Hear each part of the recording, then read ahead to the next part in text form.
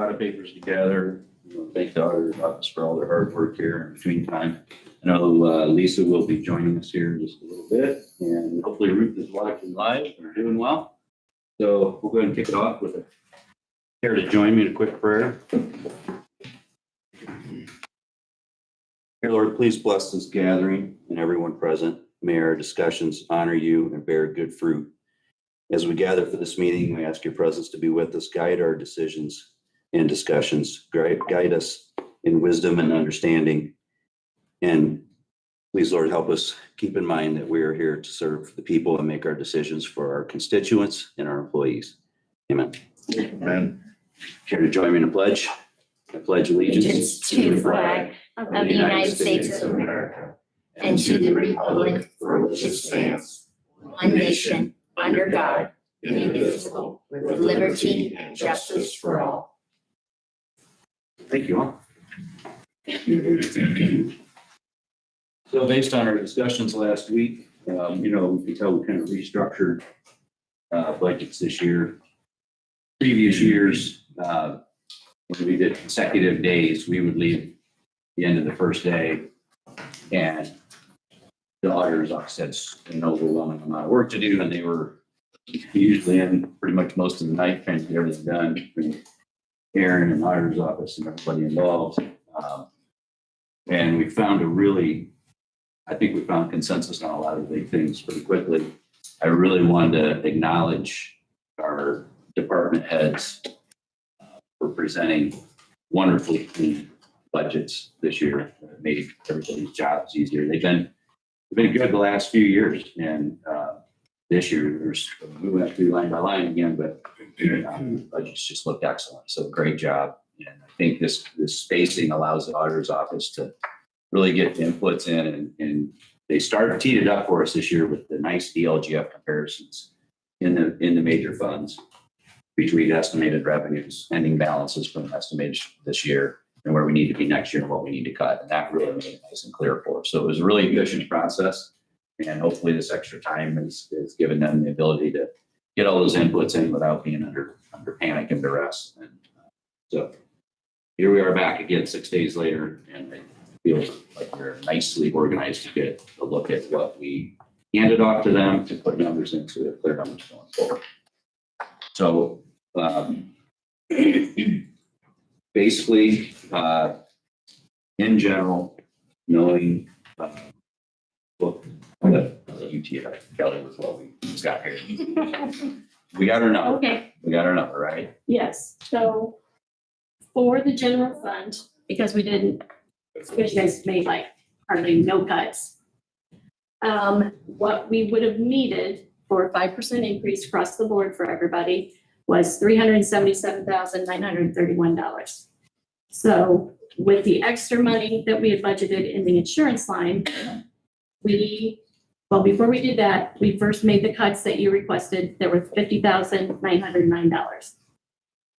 And made those. After that, we pulled $327,022 from the insurance line. And yeah, those two together, you get the $377,931 and general balanced with a 5% increase across the board for everybody in general. That's basically your number if we start. That's our burn. And out of insurance. Yeah. And then we would still be adding $1,419,102.99 into the general fund, but that has to be an additional appropriation after the first of the year. We will have to take some of that out to pay for the State Board of Accounts when they do our audit, and that is included in part of that, but 1.4 million basically will also be added, and we will have to use all of that on insurance first because it has to be spent by December 31st or they want it back. So we'll spend all of that on insurance and then we will tap into the insurance line. Overall balance that leaves with insurance, we had $750,000 in the insurance budget. That's the extra line. We also have, Just to add. yeah, we didn't drop that back because we hadn't been using it. Where is my other line? And Oh, here's the one I was looking for. As a number of personnel in the last 3 years' budgets, we felt like that needed to be increased cushion. So if you look at this sheet that passed around to everybody, the extra insurance line, we left 750,000 in there. And that's what we actually originally budgeted anyway.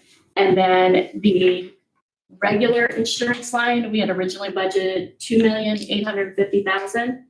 And then that's the line that we pulled out the 327 and 22 out of, leaving us a balance of $2,522,978. So first we'll do ARPA, then we'll tap that. And then if we need it, we'll go to 750. If not, I'll just roll back in later. Does that make sense?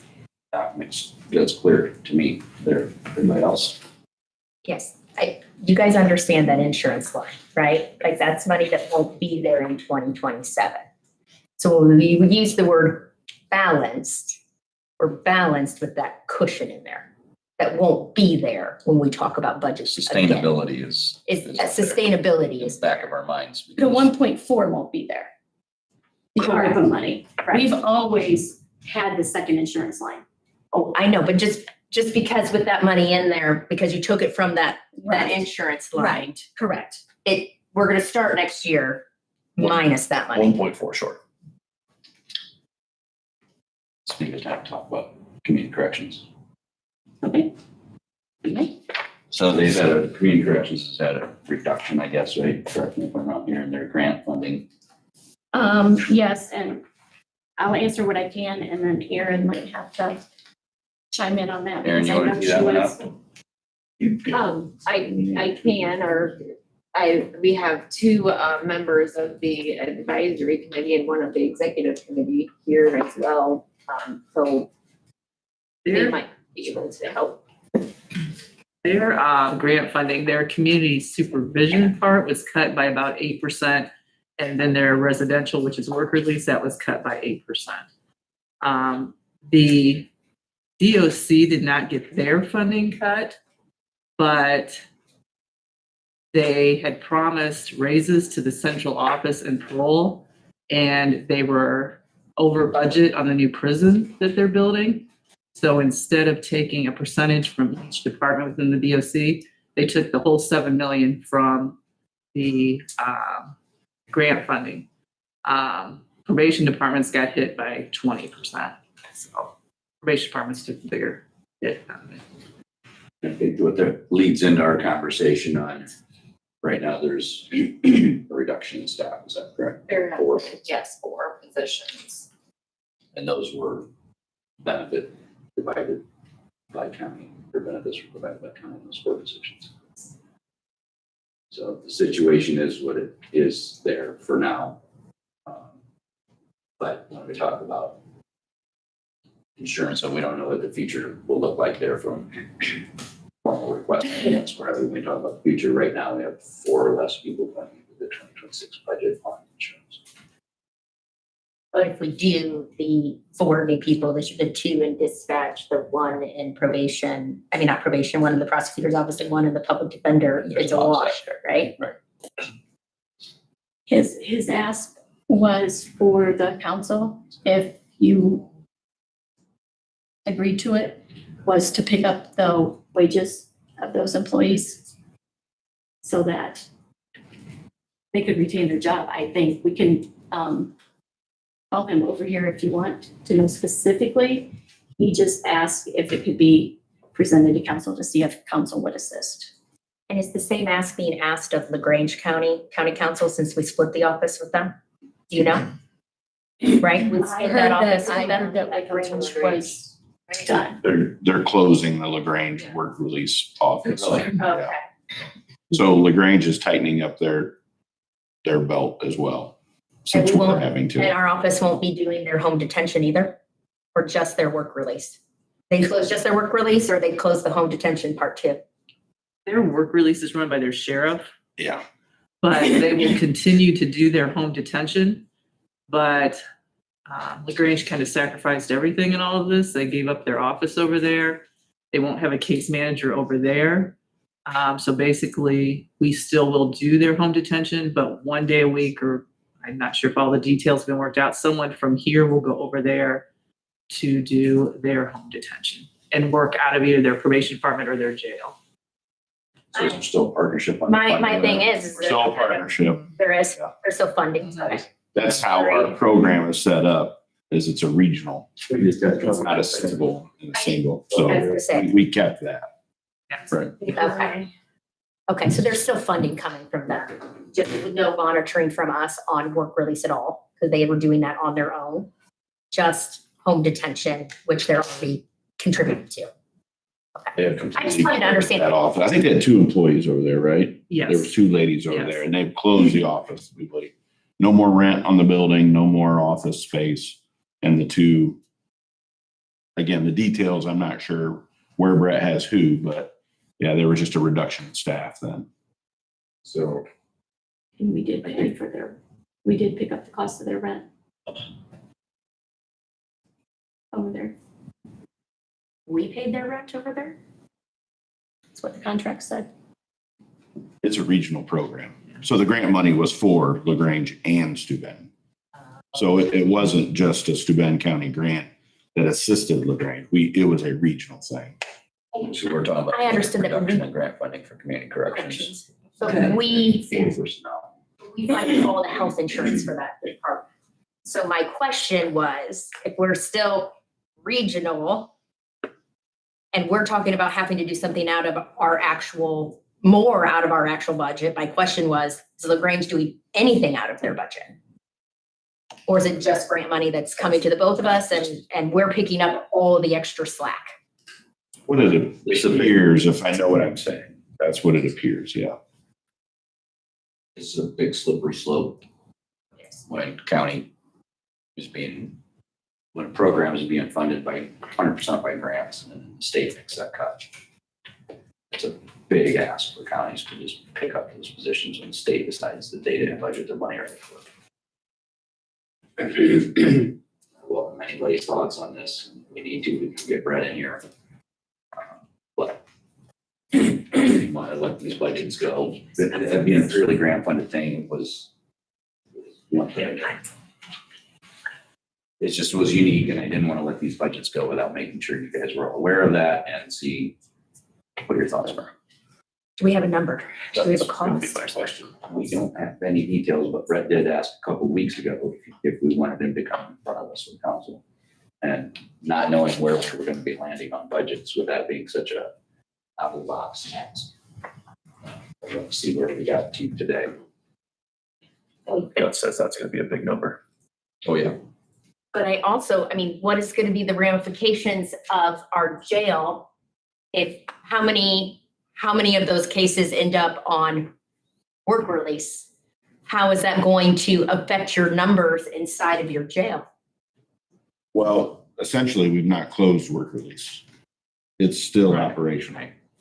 He's just moving staffing around and trying to figure out, right now, we're in Yeah, that's what I was operational gonna say. I planning think there's a phase. limbo period where he's resorting his Yeah. personnel to see how he can manage with the 4 less.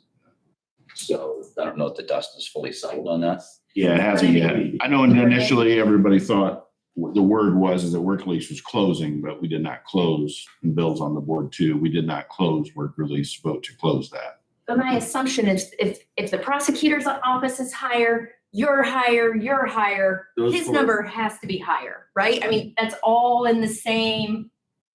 Well, yeah, it's a discussion. I wish Brett was here. He'd be able to put it out a little better. Those 4 people, the way I understand it, they'll probably be consumed into the rest of our county. But what was confusing to me, we were funding that all through the grant here. LaGrange County wasn't contributing anything to that. Correct me if I'm wrong, Pam, but wasn't contributing it to the work relief program over there. And we were basically funding that whole thing. And that's to take care of their judicial system or their court over there. That's the way I understand it in the meeting, that the sheriff was there as well. And I think we were Subsidizing carrying the that. burden from that whole situation. And with the 4 cuts and closing that building over there, we actually went back into the green instead of being in the red. There was no way we were gonna be able to fund it with and have the money to do it. And that's why Brett was pushing it, close that section of community correction. Well, the judge and myself and several others were, we feel it's a good program and we'd like to see it continue. But, of course, it takes funds to do that. But I think doing what they did, it's basically gonna be a Band-Aid till next year. And we're gonna have to make some determinations of, we've got some time between now and then. Either we have to close it or we can figure out a way to fund that as well. But I don't feel we should be funding another county out of our budget. And I think that's just not right. And I think LaGrange County will step up, but was paying them $18,000 a year for a building or for rent over there.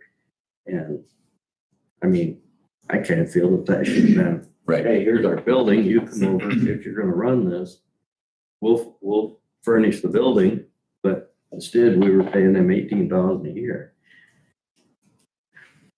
So hopefully, we've got a year to discuss it. And I do believe we should get Brett in here and have that discussion with him after the budgets are shaken out.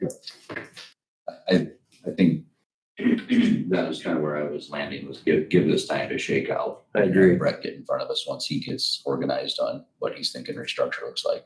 We got a year, but we don't want to wait till the last month, that's for sure. Everybody okay with that? Just a liaison, you good with it? Okay. All right.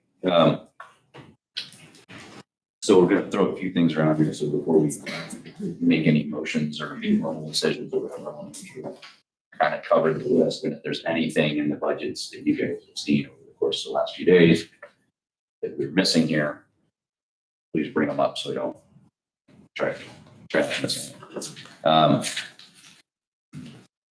One thing that we did in last year, in the 2025 budget, that I'm not sure the three new people were aware of, that we want to address is the matron position in sheriff's office. So they had graciously agreed to a reduction in that wage to get the chief deputy wage closer to where it should be to the 85% number. That was an unusual situation, crazy tight budget. So we did that, but by all rights, in West, is this correct? Like that puts it back where it's supposed to be if we were to put that money. If you were to put the $5,500 back in there and do the regional 5% on top of it, then that would be in line with, yes. So we wouldn't have a person lagging on that. So We didn't do that. I'm looking for whether we have consensus on We didn't do that. adding that 5,500 back in. We asked to, but, If we put the 55 back in, that puts them what it need to be. Plus the 5%. If that's what we land on, 5%. Yes. Bill? Good. So for now, auditor's office, let's, Can you take a motion on that? can't. Would anybody care to make? I'll make a motion to approve the 5,500 to the matron position. I will second that. Adding that back in. Okay, good. All those in favor, raise your right hand. That's it. Okay, thank you. Okay.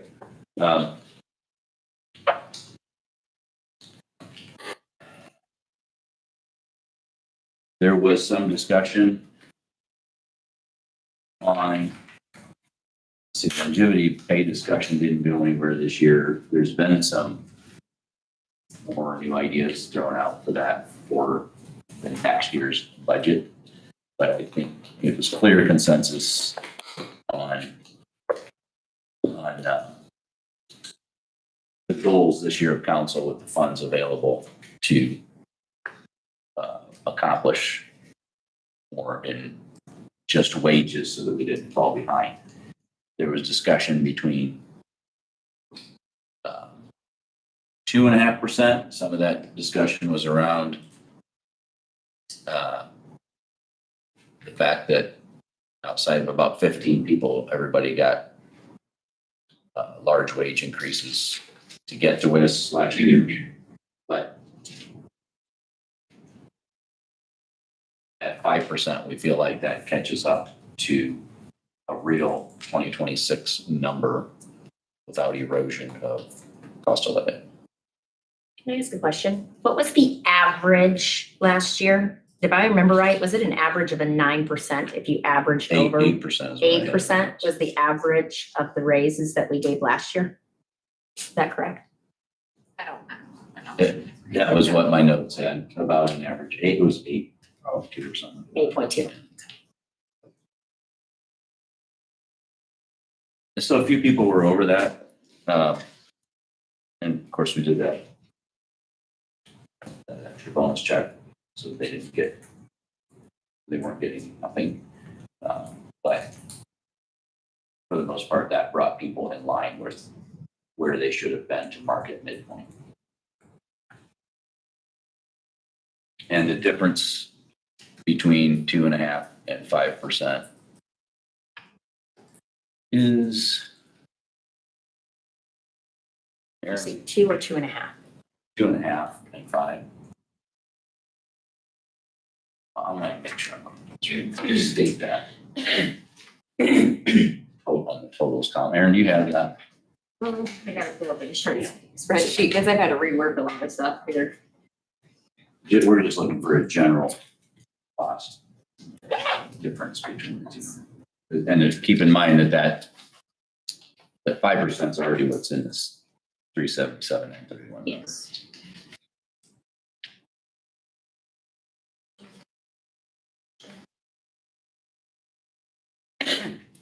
Total cost, like for county general, that's what I have figured. Yeah.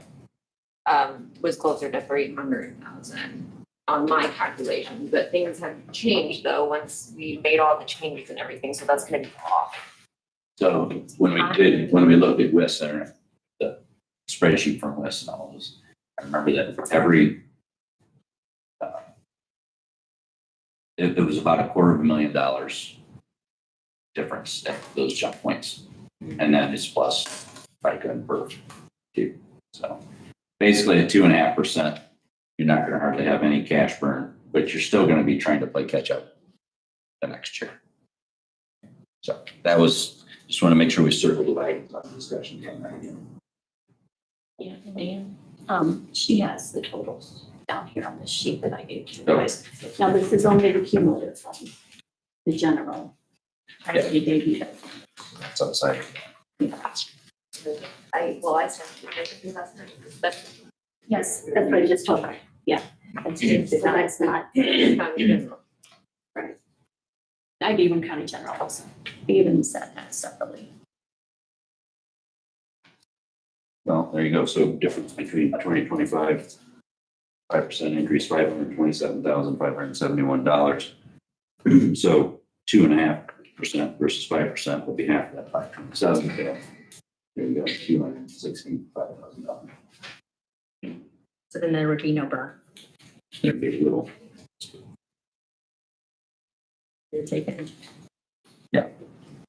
You take 267 off of that, you're about 10,000 burn. But you're still chasing that shit. File rates. If we were to, my goal when we did WIS was, okay, look, 10 years from now, or even just 5 years from now, if we were to spend the money on another WIS study and market midpoint, where are we now? And there's competitive things outside, like what happened to the sheriff's office with state police pay. You know, there's things we can't control, but in general, across general, you know, I would want to think that we try to keep up, that if we were to do another study years down the road, we had kept pace. You know, we're trying to play catch up again, outside of things we can't control. So how do we feel about if we burn the 377 this year? Next year, not knowing what our projected revenues are going to be, that's gonna go up, obviously, but So that's a great question. So 2027 is before this whole 2028 crash if the state legislators don't make any changes and we're completely put our whole system into lit, right? So 2027, I think, would be stabilized in a real COLA adjustment. So if inflation was 2.5%, cost of living went up 2.5%, 2027's wages should go up 2.5%. If we're just going to keep pace to midpoint. That would be our year where we're not making these big leaps, but then it all goes in the snow globe and gets shook up for 28. And for next year, not only are we still looking at a burn, we're looking at ARPA money not being there anymore. ARPA money won't be there. So we'll lose another million out of that.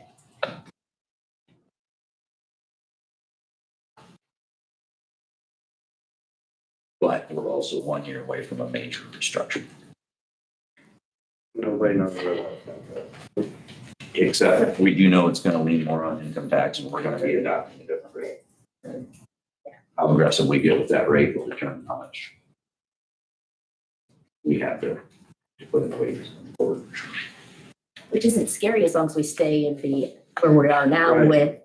with everyone being employed and everybody making money and doing all of that. I just don't know if that's still going to be the exact same bucket we're going to be in. Yeah. I mean, we've been talking about a crash for Years. years. When's it We've going to been- happen? We've been Hasn't. blessed. In this council, I sat through when I first came on, Ruth first came on, she had tested this and we came through. Post-Great Recession, serious dig out of a hole problem, and then we've had a couple of hard year hits in between then. This was voluntary. We put that on ourselves to try to take care of the people, right? The things that are out of our control are what we worked through a couple times with Ruth. And I don't want to not take care of our people in the meantime, in case there's a worst case scenario, because when you're in that environment, and if you have to make cuts and you have to shrink government, you have to make really hard decisions, people understand why you have to make those decisions. But I don't want to hold everybody back until we get there. That's just my personal. I agree. Well, the other side of it too, it's, if you don't have the good people, because they all left, Right. you're up Crab Creek without a battle. You're exactly right, Eric. And I'll tell you, to tag on to that point, the cost of retraining and outfitting people to be good in their departments. That's a lot. Absolutely. We've got a lot of great people and a lot of great people, doing very well in their departments, and the cost of turnover is extraordinary.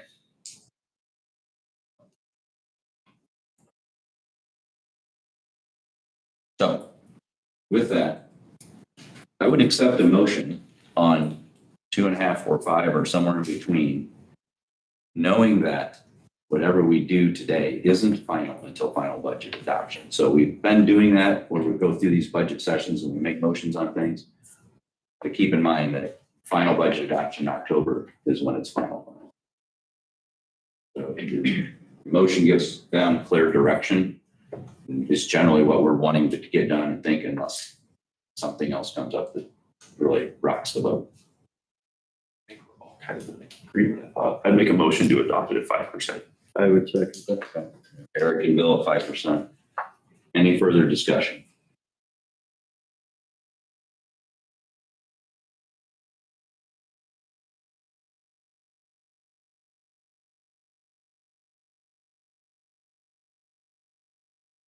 Hearing none, all those in favor, raise your right hand. 4 and 2. Thank you. Christina Center.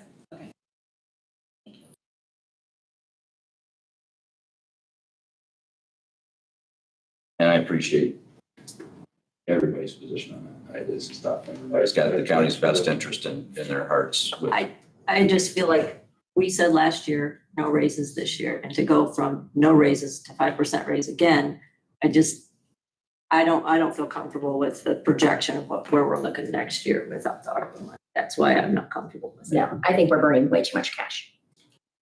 I only mentioned it 17 times.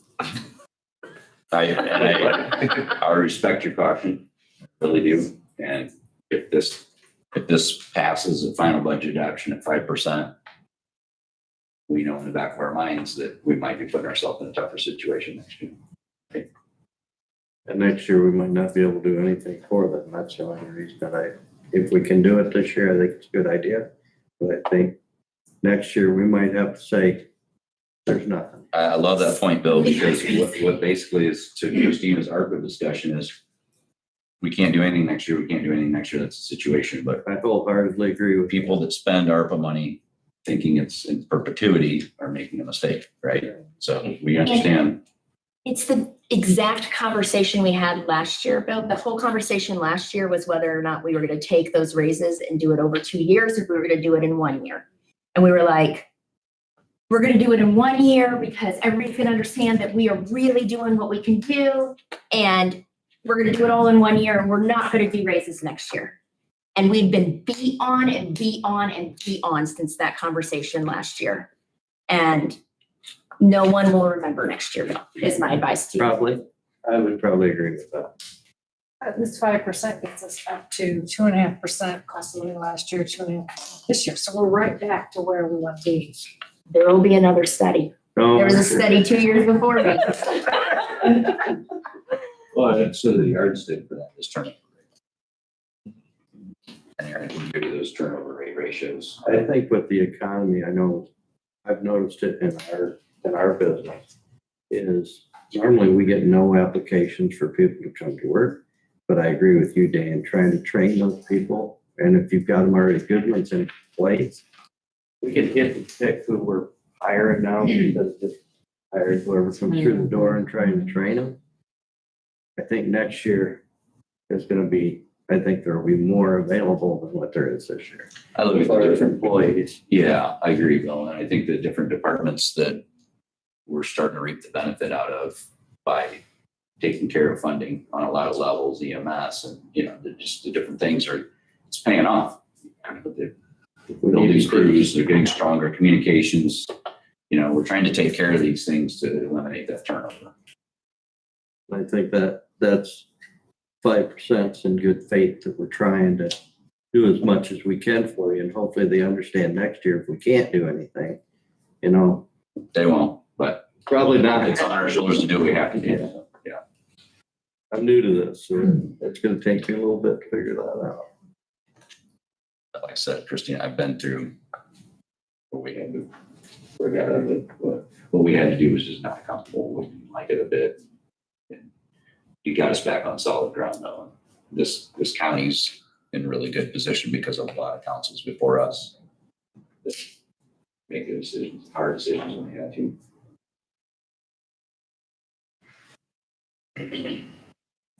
Okay. Prosecutor's office, just kind of retouching on some of the things we went through the budget. They asks or when we said new positions and this and that. I think everybody, if anybody's got any comments on the full-time position or the part-time pay, line amount, anything, throw that out. As I said, last Wednesday, in here where we're trying to create new positions, I don't think this one can go another year. I agree with that. I don't think they can do without the position, but I wonder if we could cut back to overtime budget. So was it 22 to 30? Is that what? Yeah. Is that what? Yeah, and in 2024, it was only 5,600. And the thing is that, we have confidence that that's being managed well. If you feel like you need to reduce that, they can come back to you for that. But I just don't know how the structure of that office is to how that extra person is going to affect the need for overtime. But if we could cut that back, I mean, we're just trying to find any little crevice we can to. Yes, so they can't afford to lose anybody. And if that part-time goes, Alyssa, that is her position, who's in law school, who's doing very well, right? And already is trying a jury trial. As a law student, they're down a person at that point. And you're looking at having 2,400 cases get filed this year. Yeah. From 1,700 But a full-time aide to an attorney is like it's essentially like a paralegal to an attorney, right? That allows an attorney to do exponentially more because the burden of the papers and all of that is absorbed by this position that we're giving. I would say it doesn't take away from what the attorney does. The difference between my attorney and your attorney is we have to review every case that every law enforcement officer sends to decide, are we filing it or are we not? It's just not presenting it in court and handling it. It's all the front line of it. That takes a lot of time. That is exactly what a paralegal does in our office, right? Yeah. Does That's not what reviewing and helping that attorney to no, they don't ever review discovery for him and help put together Do these are the discovery, things. yes. Do we review the case and collect all the information and decide if it's going to be filed as a criminal case? No, that's the attorney level. And that's what a lot of time is spent on because there are a lot of cases that don't get filed, that we don't move forward with a criminal case. Our admin assist handle all the phone calls, all the scheduling, all the discovery, collecting information, making copies for the defense attorney, filing things with the court. Those are those aren't the people that are directly assigned to your attorney. I mean, you have more than one attorney to one assistant, then you have other staff too, correct? I have a receptionist that's for both sides of the office. I have one person who files all cases, builds the case file, and then gets it in the process for the admin assist to take over. So I have 4 attorneys and 3 admin assists. Right, and we're gonna give you 4 admin assists, right? We're gonna take Janet's position when she retires from part-time for the last 37 years and make it full-time. So we're gaining half a person, not a full person. It's just one full person with benefits. Right, you're going from a half-time to Half to a full, yes. right. Mhm. So that. So we're not attacking the position. I think you know the position. Our question is about the overtime. I mean, the part-time, not your overtime, part-time, Part-time. your part-time position. Right, so I basically that extra 5,900, probably not all of that needed, but the way our pay cycle is, when Janet works throughout the rest of this year, that's not paid until next year. I don't have a line item to pay her out of anymore next year, because she had her own line item. I zeroed that. So for her wages to finish out this year to get paid next year, I need a little bit of part-time money there. Oh, I wasn't saying Yeah. we were just talking about instead of doing 30, cutting it back. That 30 for 2511 and 34,009 prosecutor, county general, is Alyssa's situation. That's keeping our certified legal intern around. And then as she transitions into becoming a part-time deputy prosecutor, I need more wages. She's not gonna work for $20 an hour as an attorney. So it would be, we added a prosecutor last year, the year before. And now you're wanting to take your certified to then make a part-time. Part-time because of the transition of Travis running for judge, we're gonna have an open spot. This last open spot we had October last year through May of this year open. We got 4 applications. So what Travis is trying to do is keep what we have and let us move forward without 7 months, 8 months, who knows how long it would take to get another attorney in there. Because Travis has made it very clear, no matter what happens, he's not gonna be there. We're gonna have a vacant position. You're not gonna have a vacant position. Travis is gonna be, I mean, there's people that are running for that position, that have filed to run for that position. When you say Travis is leaving and it's gonna leave you an open position, you'll have a new elected prosecutor, right? You're not gonna be without. If everybody stays. I mean, there's always a lot of unknowns. When we have somebody in there who's doing the work of an attorney with supervision, of course, that's a heavy, heavy burden to carry without having that person there when there's a lot of change coming. That's what that part-time is. We took part out of our pretrial diversion and part out of 25 or pretrial diversions 2511, 009 county general. We did equal amounts there for that certified legal intern changing to a full-blown attorney. From 2024 to what's proposed for 2026, I mean, it's a 25% increase to the budget line in Have general. you seen our case volume? I mean, if we used to file 1,000 cases a year, 1,000.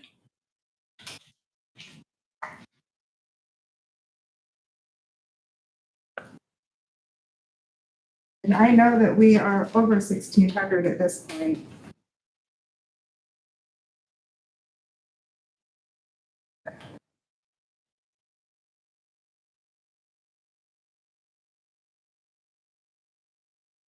46 cases a week. Average right now.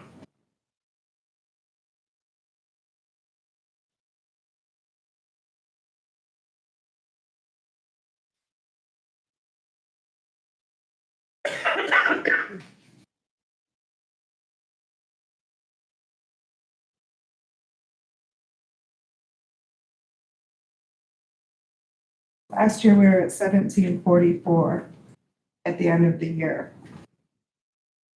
And we're over, I didn't look for the total this morning, but I know we're over 1,600. Yeah. With stacks to be filed. My people are doing all they can do, and there's probably a couple hundred more there laying there to be filed, would be my guess, between being filed and being reviewed by the attorneys to see if they're going to file it. I mean, everybody is working full speed ahead, so, and you can't continue to ask people, I don't feel, to continue to work like that year after year after year. We have no place to put another person until Janet retires, honestly. That's the only workstation I have to be able to take somebody from part-time and make them full-time. We've needed another admin assist probably since we hired Cedric, and that was part of the conversation that year in budget prep. Jeremy said, I think his words were exactly, I'm going to put Cedric in my conference room. So now we don't have a conference room. I don't have anywhere else to put an admin assist. And kind of prefaced it with, you know, that we'll be coming forward at some point, most likely asking for that. So fast forward, we're in our new building. I still don't have any extra space. I have Alyssa in my financial records closet. So I moved my financial records to a different place. So Janet's workstation to make that part-time to full-time is the only place I have to add a person. Oh, I 100% believe that every attorney should have a direct assistant underneath them. 110%. My husband works with 2. So that wasn't mine at all. Okay. Mine is, we're spending a ton of money. And so with adding that position, could we cut back on part-time? That was the ask. But the part-time is for that person that's waiting to become an attorney, right? Yes. It's not just. She's carrying a load, a case load. So when she graduates in May, Mhm. she'll pass the bar. She graduates in December. Oh, she'll take the bar at the beginning of the next year. Yes. So will you end up being here for an ask to make that a part-time deputy prosecutor position? I don't think we have to ask that if we have part-time money. We would ask for a wage, a salary ordinance amendment to make her annual or her hourly rate different. But you wouldn't be asking to raise that amount of money. No matter what, that 30,000 I will think cover. Travis pulled that number from where he's comfortable with paying her as a part-time deputy.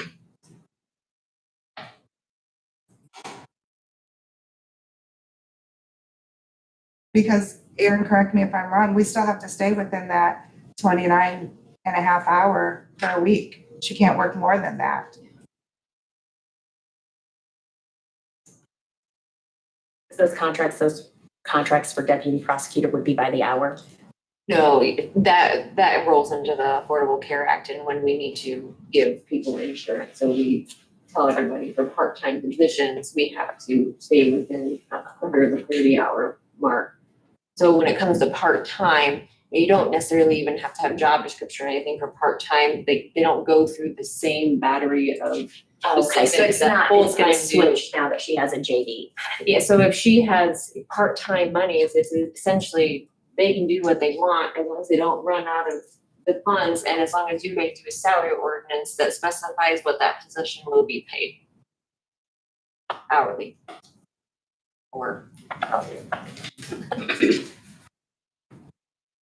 So when I take up the salary ordinance, when it gets to the part-time, there will be exceptions. I don't know if you remember from last year. There are exceptions down through there, so prosecutors will be listed in those exceptions with whatever that wage is. If it's higher than $20 an hour. So last year, you guys, which I have it down here for discussion later, but 12 to 20, I mean, we left it wide open last year. But we have several departments that are higher than that. Several exceptions to the Yes. Okay, so we've circled the wagons on that one. Let's, anybody cares to make a motion to make a change to what's currently in the budget? Hear it?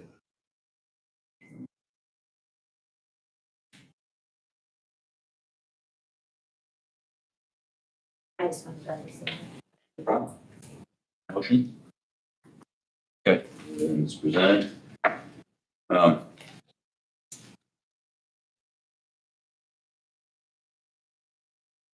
Let's jump down to 16 since we just had that conversation, potentially range decision with departmental exceptions.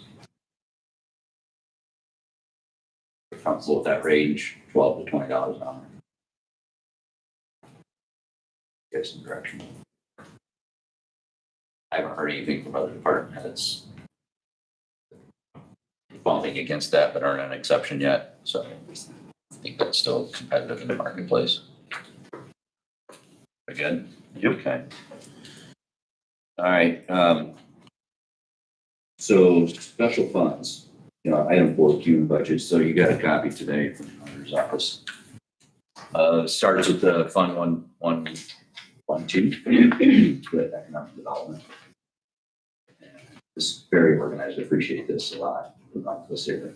And so the items in yellow with commentary out to the right are just things that if you read through those, we just want to make sure that we're landing where we intended to land. So Cume Bridge, I think because it hasn't come before us, which it will next Tuesday meeting on the wage. It would be appropriate to act on that now. We'll be talking about that next week. Health fund, they're asking for clarification on wages. 5% increase on market wages. Yeah, that needs to be, we need to have a discussion on that. Well, if it's all about making sure everybody is at the study, then it's at the study plus 5%. So, and I'll have Aaron, if I don't explain this correctly, we have people at that time that were above the study. So if you want everybody at study level, you've got somebody that is well above that, let's say, I'm just rounding numbers here, $1,000 to $2,000, they're already higher than where they come in at. So do you take them back to the WIS study number and tack 5% on there and see where they fall?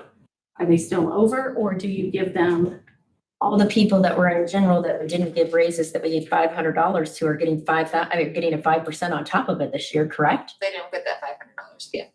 Correct. Yeah. But they didn't get a raise last year. They got $500 So they're. and that was it. And this year they're getting 5% on As top you of it. guys have left it, yes, but I think what she's specifically talking about, also since you're going to roll into the health fund, is that they want it to be pulled out of the matrix. Now they want it to be put back in, and you have at least one of them that is way over and above the WIS amounts. So if you would take that person back to the WIS amount and do the 5%, she would still be receiving a little bit of an increase next year, $50. Well, I have it calculated a little bit different. When I calculated it, it was $50. I have $324.67. I mean, over what she's making current day to what she would make if you just do back to WIS plus the 5%, it's a $50 increase. It's her WIS amount is 61, it's 261.59 times 5% would take her up to $64,324. It's $324, I apologize. She's currently at 64. And she is a nurse, and DeKalb is paying them over $80,000. So I don't even understand. I guess I don't even understand. We just talked till we were blue in the face about the fact that we were treating everybody the same and that we needed to do this to make sure that this is what we were doing. And now we want to single out one and say, I'm sorry, you're different than everybody else. But the entire department was pulled out of WIS. Now they want to be put back in. So that's the decision you guys need to make. That's what they want. They got pulled out of WIS because of the State health program. fund, the state program. The state program said, this is what it is, and if you're gonna do this program, this is what you should do. It didn't fit inside our matrix, so we did what the state asked us to do, and then the state took it away. And I with don't know very how that's clear their- direction to the department that if we go back, we go back.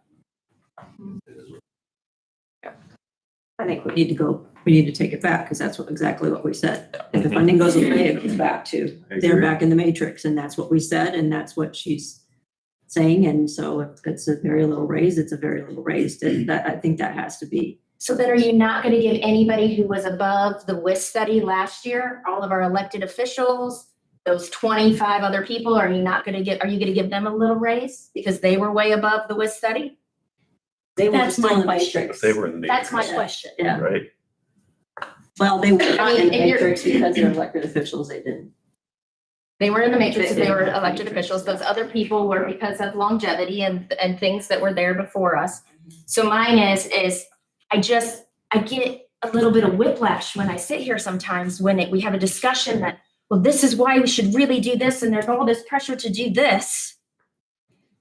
Oh, but over here, it's different and this is how it should be and this is how we're either in the boat of we're gonna treat everybody the same and exactly. That's why I need clarity. I'm sorry, and I didn't mean to, I'm sorry, Dan. I should have.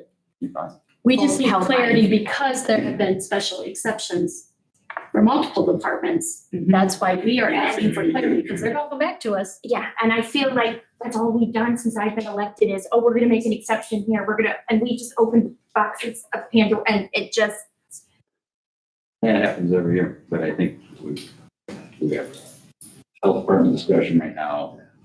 It made a decision that they're back in the matrix. Stick to the study and, I personally don't see a need for an exception. I understand what she's saying though, that this nurse could go to another department in another county and make quite a bit more money as well. So we don't want to lose her to It's, another county if we don't have to. yeah, you can say that across a lot of different departments. Yeah, in private or public sector, you could go to a big city. I get it. You want big bucks, you can go to a big city. I mean, so You let's, look- Hang on, we're comments off the floor we need to I'm sorry. address when we're ready for them, okay? Go ahead. Oh, yeah, so you can, look at the signs and windows hanging here, Nicole, and it's 16 to 20. You go to a city, it's 20 to 24. Yeah. There's people want to be here, they want to be here.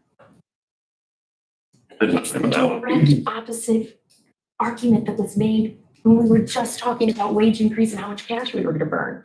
So which is it?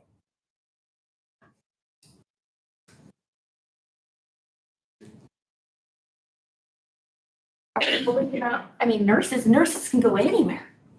You can get a job anywhere as a nurse. I wish I had a nursing degree. Because you can go, they're not making them. They're, As well, for the sake of what we're doing right now, what you said, it was based on the study. We were catching everybody up to 2026, right? That was our goal.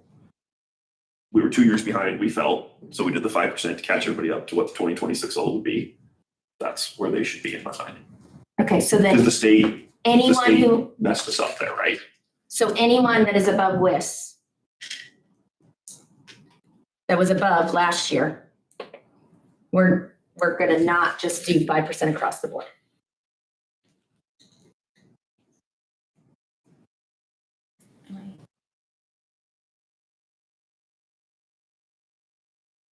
We're No. either in the study or we're not in the study. These guys weren't in the study though, right? That's the whole point. They weren't in it. And to not anybody's fault, the state put us in this situation.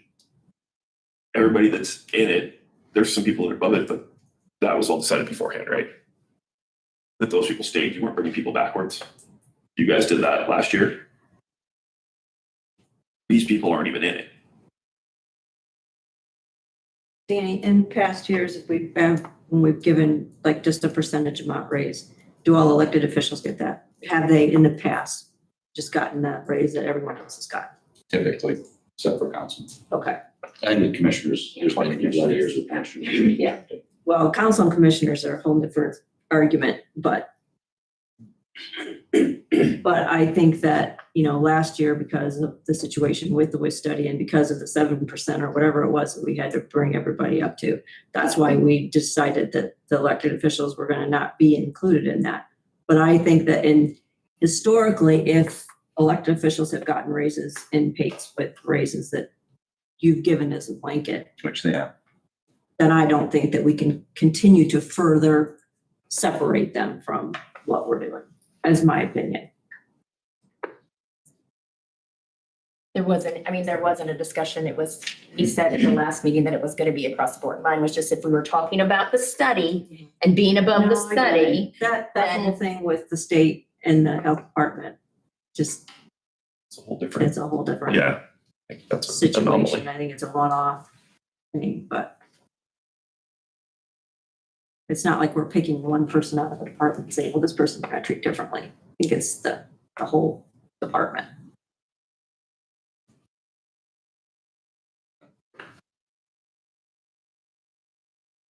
All right, so I guess this is enough discussion around this one. I'll take a motion. Whether we're gonna stick to the study at 5%. Across the board, including the health department, On on Just the the department. We're only talking, right, this is a vote for just one department. this is a vote to one department because this department had the unique circumstance and no other department had. I will make a motion to pull the health department back into the list study and give appropriate raises. I would second.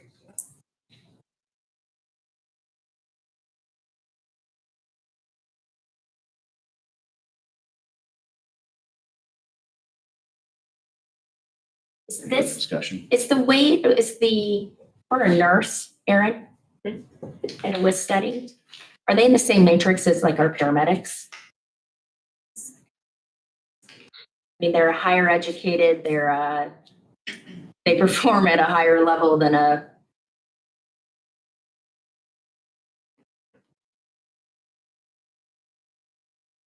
She was classified as an executive. Yeah, so that's higher. You're lowering her salary. I'm gonna lose 8 years of experience in a public health nurse. So it's higher than a paramedic. What the executive category is, and they are exempt, so they don't get overtime pay. So that's the So difference. your Your paramedics get do. overtime pay. Okay, I'm sorry. I was just trying to think of something. I was racking my brain to try to think of a position that was like that. Are her duties gonna change? My understanding is her wage isn't going backwards, up $324. You just said she's gonna reduce her wage. She's not reducing her wage. You're reducing her to WIS, which comparatively to what I submitted would be over 67,000 based on a 5% increase of where she is. She's been since 2024, not 2025, 2024, so 2 years without a raise. Then you want to reduce her to WIS level, which is 61. Not Plus the reducing fi- her wage. Just help me make sure I'm clear. You're not reducing her wage. We're reducing from what you proposed. She's at 64 right now in 2025. So you want to reduce her to not get a raise at all, but a raise of $324, not 5%, less than 1%. Not reducing her wage. You want to give her a 1%, less than a 1% raise Right. in comparison to everybody else. And that will be effective across anybody who's above WIS. Correct. So I can, Just talking about the health department.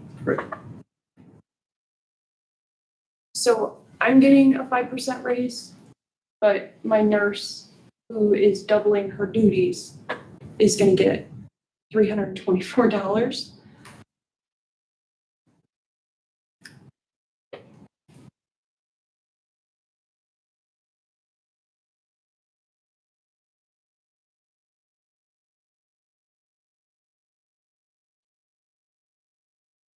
Why is she doubling her duties? What's changing about her job? Coming out of the, So in the past month and, in the past month and a half, they've canceled 3 support programs that help public health nurses, especially with communicable disease. She's had to take on 18 different communicable disease investigations, which has resulted in about a 40% caseload increase per week. So before, with DIS, which is disease intervention, which is HIV, STDs, that fall in that realm, she's now doing some of those, when before there was a regional group that actually handled them because they were experts in the matter. Lyme's disease, all vector-borne, so we're talking ehrlichiosis, Eastern equine encephalitis, any of those that are vector-borne, she is now in charge of, and she now has to learn that information and become an expert in those when she does the investigation. We actually had a conversation yesterday about how we have to cancel our private vaccine coverage because it's costing too much money. Sorry. I'm really passionate about this, so this is passion leaking out of my eyes right now. We're talking about canceling our private vaccine coverage because we're losing too much money and it's taking too much time on our employees, and we're gonna look at pivoting and focusing. But public health for nursing is collapsing. There is no support. And so for you to say $324, which is less than 1%, is an effective raise for an employee who literally works until 7 or 8 p.m. You can even ask for evidence of that with Dr. Wiedenhofer. I mean, we are on call 24/7. And by I mean our nurses. So take my raise away and give it to her. I'm totally fine with that, but that is not effective to keep employees, even at $324. Keep her at 64. I mean, my goodness. She is the lifeblood, along with a couple others in the department. That's just my piece. Do these extra duties, the extra skill sets that she possesses, then doesn't that fall under, like, if her position should be reviewed under WIS and she's categorized? It's already in the job description, it's just the amount, the scale. So we're talking scalability. Some departments, like Allen County, they only have 5 communicable disease nurses, but they have assistants to help. So right now I have 2.5 FTE when it comes to nursing. She's probably doing the work of at least 1.5 FTE herself. And that means working with the schools, that means working with Head Start and everything. It's already in her job description. She's just now taking more of it fully on because the state is no longer supporting those positions at all. I mean, they've halved their workforce and that work is not coming back to us. But that's beside the point. All I'm saying is if you truly believe that she is only worth a $324 increase, then please remove the wage increase for me and give it to her. I don't like that terminology that we feel she's only, instead of anybody. I don't think that's fair. I think we have to look at positions and continuity in our thinking across the board. And I know there's a lot of people like that we appreciate that are working beyond their hours and trying to keep their departments caught up and doing exceptional, above and beyond kind of work within their job throughout county government. There are people doing that. I see people leaving at night when, so I'm just saying I respect that. But saying that this council isn't saying she's only worth something, that's not a fair comment to put in our. We haven't made a decision yet. We're just having discussion. You just voted on it though. We haven't We haven't taken a vote. Taking a vote on All there anything. is a motion and We have a a motion for second. discussion. Okay, So there hasn't been a vote taken. I'm sorry, I retract that comment. I just feel.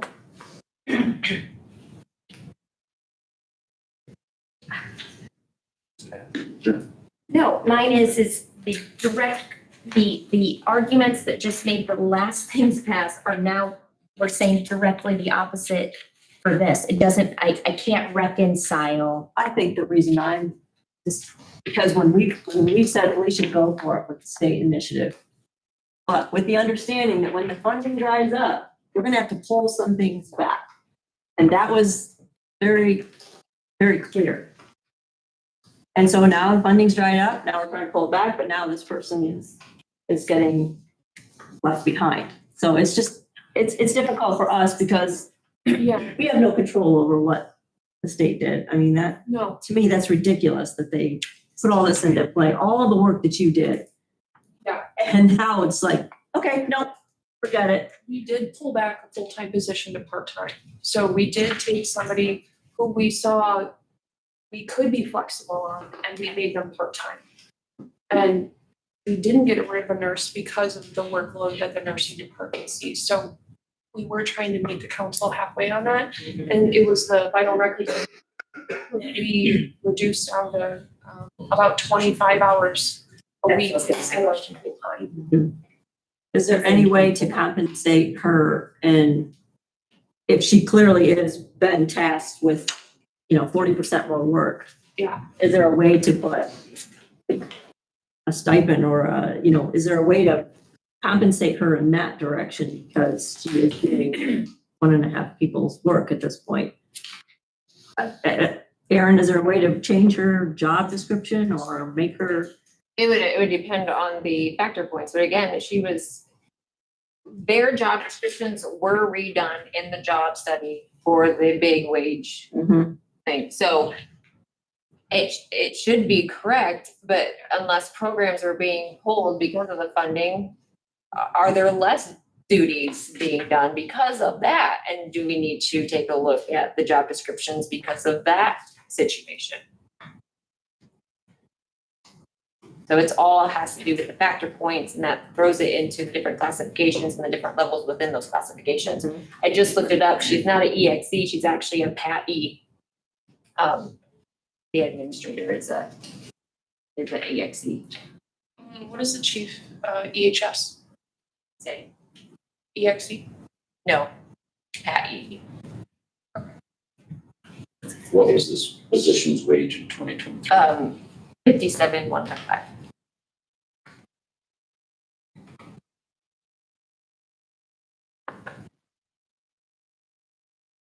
So can we do the math on that and say, let's just rewind and say we didn't go into the health initiative and the raises that council has given since then, where would that put her today? Today, that would put her at 61,261.59. That would be the WIS, that's the WIS study amount that everybody was taken up to. But has it been 2 years we've had that increase? For 2 years, she had the increase. And that was at 64,000. So for 2 years, she had 3,000-ish more money than if we'd have not pulled them out of the matrix.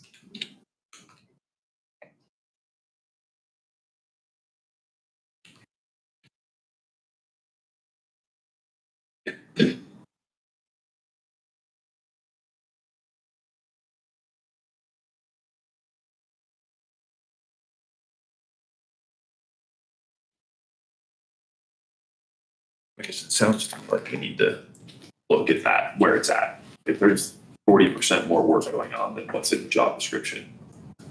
But it just has to do with the factor points. So they take a look, and I don't know what factor points are assigned to what items. So when you take a look at the educational requirements and everything, the duties of those jobs, sometimes yes.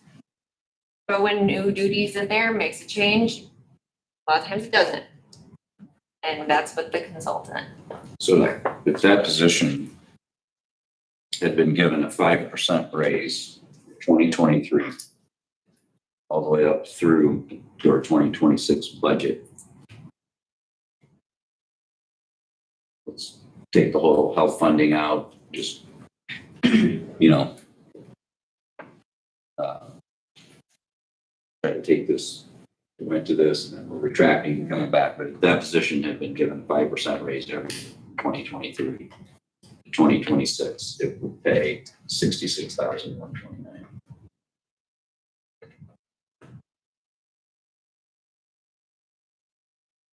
For 2026.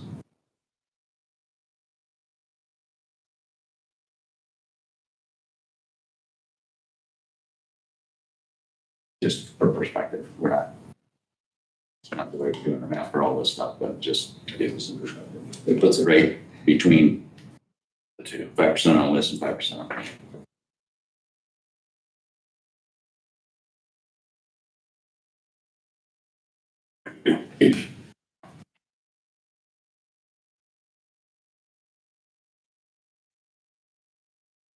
There were 13 or 14 people last year that,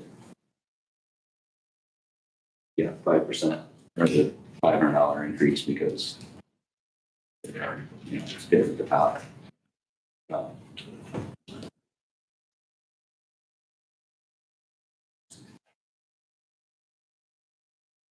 even $500.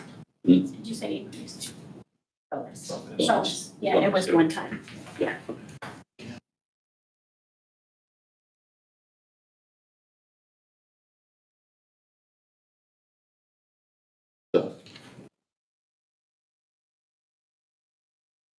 Can that motion die? Wait, we have a motion in a second. We have to vote on it. Yeah, it's back to There's only like 6 electeds. any further discussion.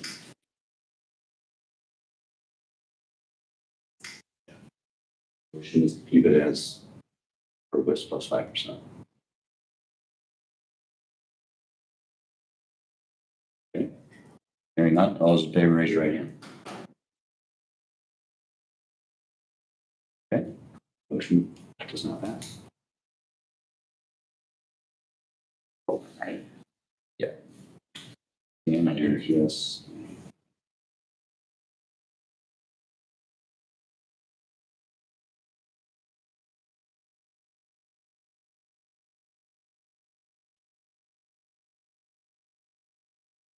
Okay. So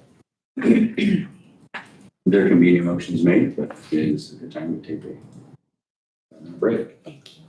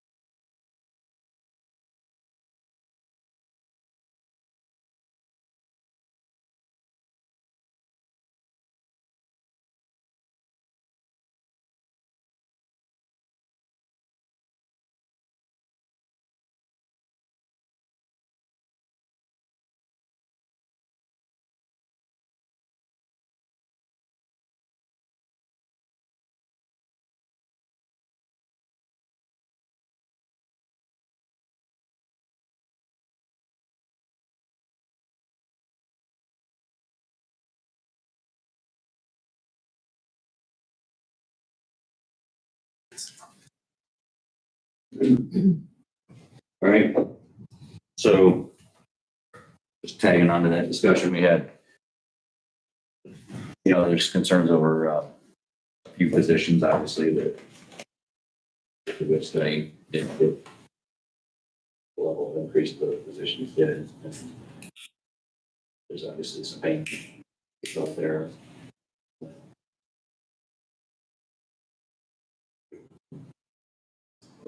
Where does it stop? You can't go to the box. Why is it for the one to start, picking all of these situations where we have exceptional employees doing things, and who determines what's exceptional and what's not, and do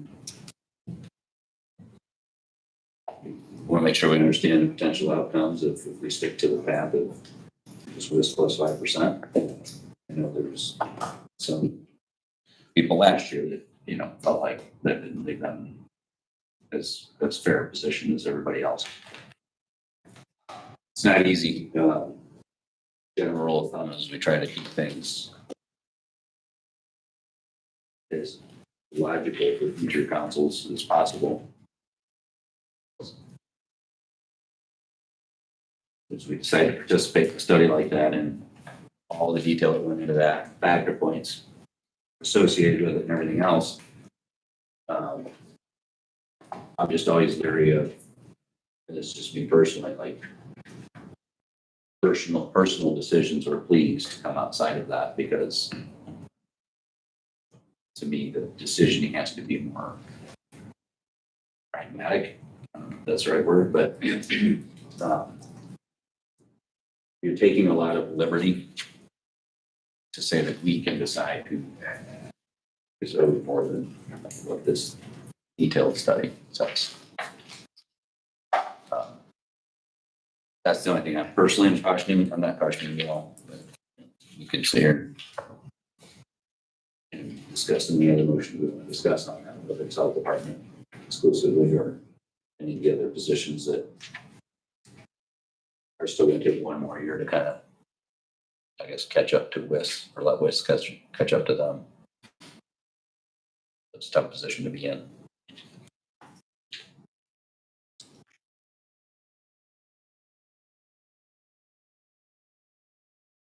Did I overview that okay? Does anybody want to make any motions? Because what's in your budget book right now is where it's at. We don't take any action.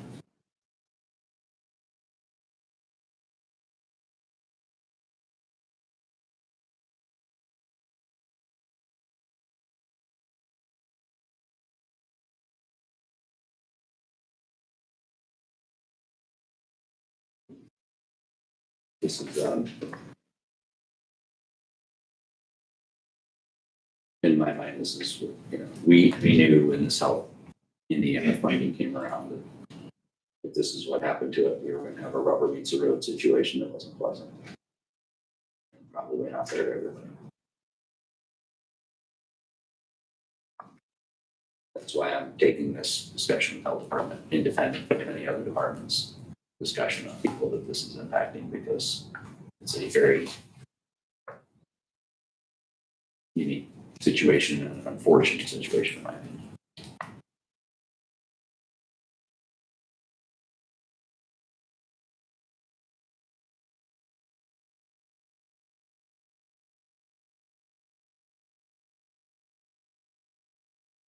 So the last motion dying, does anybody care to make a new motion shaped differently? Or we can't re-motion on the same action, so.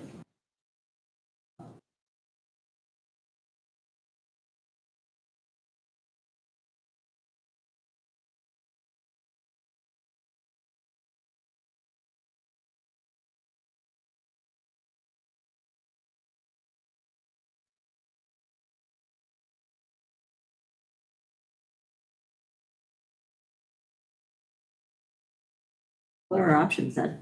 Well, last year we did a 5%. A $500 bonus for the people who are feeling like they weren't getting it. In my quick math here, if we, based on the sheet, if we do the 5% on current, it's actually less of a hit to budget than 5% on less for that particular department.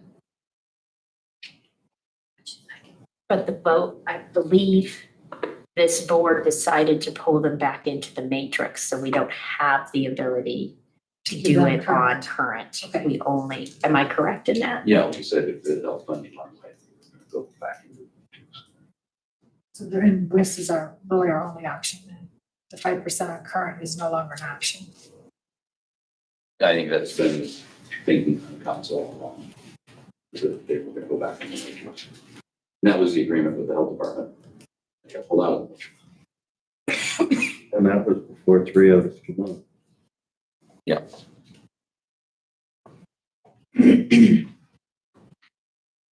And there is no keeping them outside of the matrix, doing what Renee said, keeping them at what they are and doing 5% on what they are at.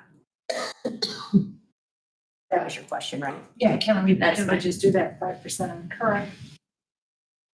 And that would then keep them out of the WIS study still, keep them out of the matrix and still be their own. The reason they went out of the matrix in the first place was because the health funding was there from the state and it was with the agreement that we go back in, because otherwise you have to justify to other departments why you're going to continue to leave them out.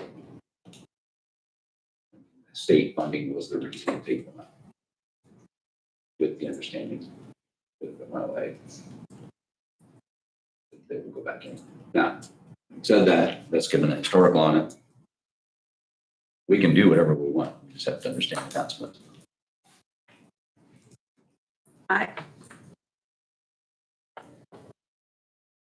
In studying this, how is it that everything that's 5% on current is less than 5% on WIS? Because there's such large differences between Because the current funding, current state funding funding is is so high. less. They were under the WIS study because they were outside the matrix. They did not come up. Their Oh, they department did not stayed come where it up was. because- And I believe it was originally pitched to us to leave it the way it was and leave them out of the matrix. Because it saved us, yeah.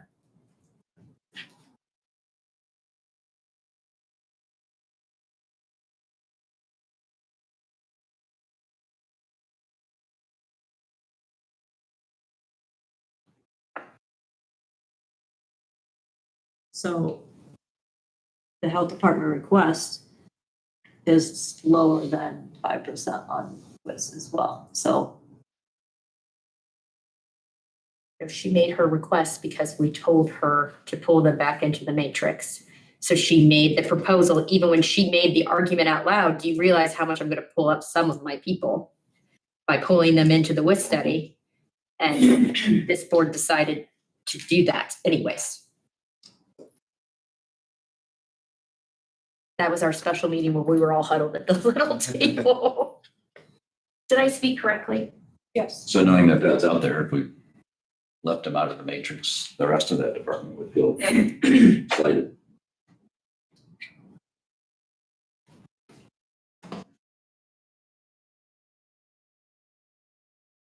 They'd be, in some cases, getting a lot less than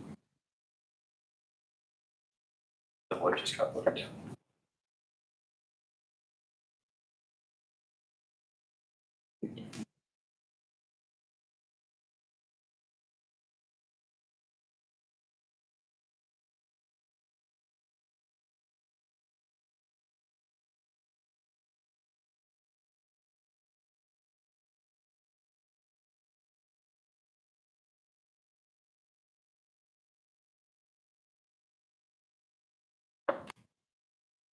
And Aaron, I'm gonna ask again, if there isn't any other way, if this person's duties mandated by the state have changed to change her You can, job description, to change her rate, put her in a different, the job description can Category. always be re-evaluated, I guess, but I mean, if she clearly is doing 40% more work than she is right now, then there has to be a reason to give her more money. Well, and it has to In do black with- and white, not just because we feel sorry for her. But it has to do on the job duties, not the amount of those job duties. So, I mean, if she Right. says, oh, well, that person says I'm going, I'm after hours doing this, that, the other. I mean, there's a lot of different job descriptions that say, on call, I understand that. or after hours working, things like of that nature. So how those factor points correspond with the things that are removed or put into the job description, it could just pan out to be the same. It could pan out to throw her into that position into a different category and be lesser pay. I mean, you honestly don't know until you do it and you put everything out on the table. I mean, it can be reevaluated. Yes, we reevaluated them when everything was done. And if things have changed substantially since then, it's always nice to have the job descriptions and accurate portrayal of what people are doing.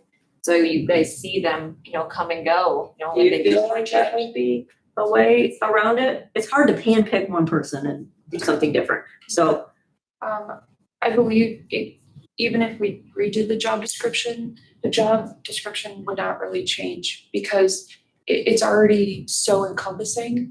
It pretty much says she does everything under the sun as needed, with more words. It's more verbose. But even if we did the job description, I don't believe it would substantially change her classification. But for the sake of your time, if you guys want to do WIS plus the 5%, please do it. I did not mean to create such a hardship for you guys. I am sorry. Again, your department, I feel sorry for you because, with the state funding it what it is and where we're at, it is a difficult situation. It's road. Correct. If this were a situation that wasn't opening Pandora's box for justified cases for a lot of exceptional employees in our county government that are here after hours and doing extraordinary work. Again, I just think I don't want to discourage council from making another portion on this. So this is just my comment. I feel that it's a personal liberty to sit here and make an emotional decision because there's an exceptional case, because then I putting too much importance on my own personal thoughts on each individual case when they come forward. And so that's why I think sticking with the WIS plan as best we can is taking personal feelings about personal positions and personal efforts out of council's hands more than saying, it just scares me a little bit. I did have a conversation with Will during the break and he, I would say, shed some light onto the position that you guys are in and what it means to decide the budget overall. And since the commissioners are the ones that opted in, I do agree with his assessment on that, yeah.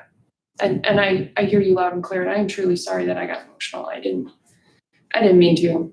Well, we would love your passion for your job, and you do an exceptional job. You're one of those exceptional department heads that we were referring to earlier. Yeah. There's no way we're taking anything out of your pay to hear that pay. So I'm just speaking for the rest of council here, but yeah. how do we revote on, We don't have how do we change it? We don't We have to do anything because Just it's don't do already anything. there. Right now, as the vote stood, her request was for 2026 was to remain at 64,000 instead of going back to the list, and then 5% on top of that, like everybody else. So your paper that you have in front of you, first line, health department request 64, 5% on current, 67.2. That's where you guys are at right now. Yes. Because the We're at 5% of this. valuation was, the motion was Lisa, 5% wage, Lisa and Bill. But I mean, yeah. But it did In our pass. budget book. Oh, in your budget In our book? budget book. They're in the matrix and it's 5% of this. It's not the health department request. In your budget book, it's in there for 64. Right? Yeah. Yeah, budgeted amount was 64. Let me find, If we decide to do 5%, So it's it's the 67 too. yeah, so if you decide to stay at the 5%, which you did back there, You can say stay on 5% unless it's that, which is why she only didn't turn it. right? But the budget Yep. request was to keep her at this versus going backwards. So what I'm saying is, if we don't take any action right now, her wages will be 64,324. No, right here. Lisa's vote was to take it back. They voted no on that. Right, you guys voted no. Lisa's was to take it back to the WIS study, add 5%. And then when you voted it was a 2-4 vote. It didn't pass at that. But that's what would have been making things consistent across the board. This was to make things consistent across the board, correct? But as it stands, it's based on what was budgeted plus 5% to stay consistent with everybody else. So it's that number. Those two. Or would that be the whole department then? Or is the whole department going back into WIS except that person? The whole department went back into WIS with the exception of one person. The whole department would get it. How it's done right now is what's all the way to the right-hand column. Correct. That's what we can't do because we have to put them back into WIS. You voted against that. Not the right-hand column, I'm sorry. Yeah, the next It is. right. It's We the pulled the whole second one. department. It's the second one. It's the 5% on this. We pulled the whole department back in except for that position. We pulled everybody back in, period. Yes. Including that position. Yeah, so that position didn't get. So you what the have this, request is Which would versus be here. what. this, you have this in front of you? Yeah. Yes. Yes, Okay. yes. So for clarity, Yep. requested wage amounts, non-WIS, are clear to the left. WIS amounts are to the right of that. The proposed budget is to the right of that in column 3. Then you have 5% on WIS and you have 5% on current. So in the health department, everybody went to the WIS study as your request, with the exception of the top one. Okay. Let me see, make sure all of these line up. And with it, and there's another one that says open, because that one, I think that's the part-time line. Yeah. So Health Department 26 request was everybody to WIS with the exception of one. And then there's your 5% on WIS.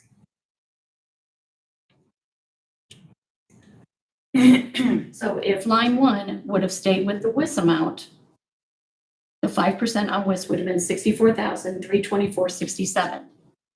But that wasn't what was requested. Requested was 64, so 5% on that is 67.2. Does that make sense? Yes, it does. Okay. So my question is, because I made that motion and it didn't pass, do we have any other option to change it at this point? That's up to you. Danny said we couldn't. I only have one. Not the exact same vote, you cannot.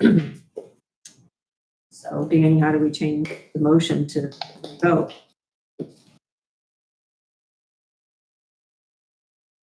The plan was to go stick to the study plus 5% for everybody. You just killed it. Can't make that same motion.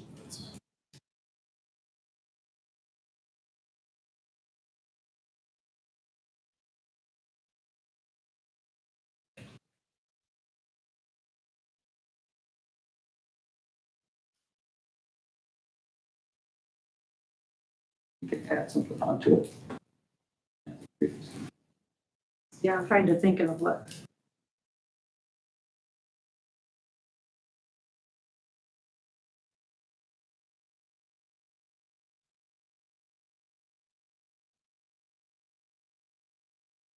I'm trying to keep you moving. You're welcome. You want to move on and come back? Nope. Get it done. Okay, to get past this, could a motion be made to put the entire health department back into WIS except this one person. Put them back into WIS, but give them $1,000 this year bump, a bonus or whatever you call it. We'd get them all the way up to the 5%, but we'd get them closer. That would get us past this. Pass the impasse. That's So I'm good with the way it is. That's why the motion has come from me. Yeah, that's, But we can't leave it the way it is, what's the way it is now? I'm fine with leaving it the way it is. That's why I haven't made a motion, which is that she will get,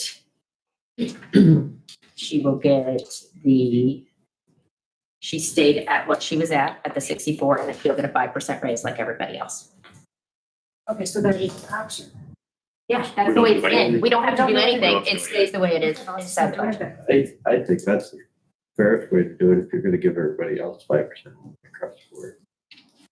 It is, except that we said that if they lost funding, we pull them back into the study. That's the only comment. the other option, I guess, would be to pull them all back in, but make it a 4% raise. But then we're giving that department less, so that, I mean, we also said we were gonna do the WIS study and we weren't gonna do any raises So this year. leaving it alone, it's fair across the board, except she does get the extra increase. Or you could put that position exactly like everybody else in the department. And the question for the vote from Renee was whether then that person could just be given a stipend or a bonus, of whatever amount. But then they're truly part of the study again.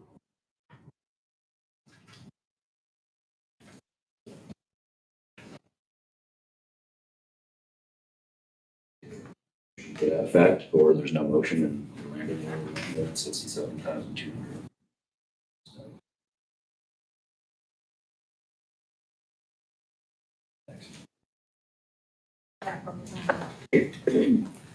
Okay, no motion? You got your answer? Okay.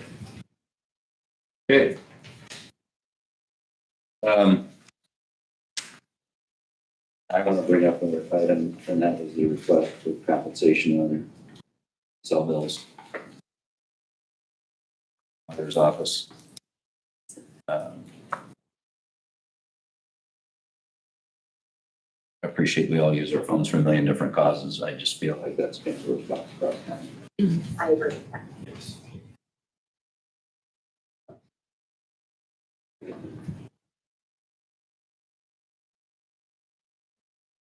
But I can't make a motion. Oh, I apologize. I make a motion to remove the line item for the cell phones for the half pay for the 4 positions inside the auditor's office. I don't. My apologies. Any other motion on the floor from Christine?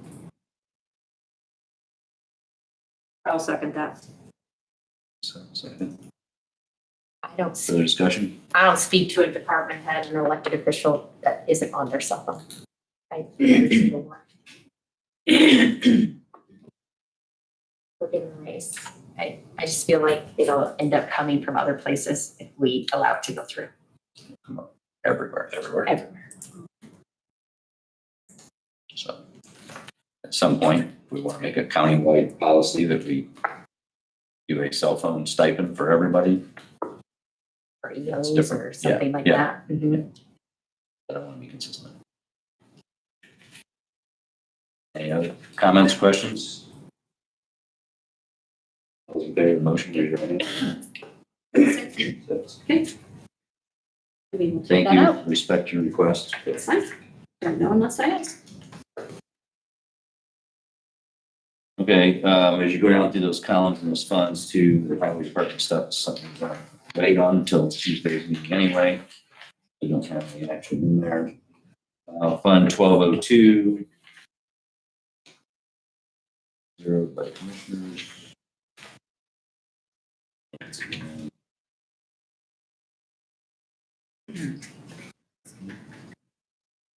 Reminder that 1235 was that total number in there was by adding 2 positions in to lift these out.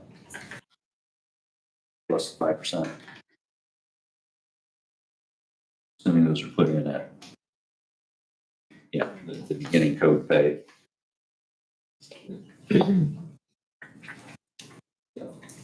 Let's see anything else in there unless you guys do any special ones. Everybody good with that? Okay.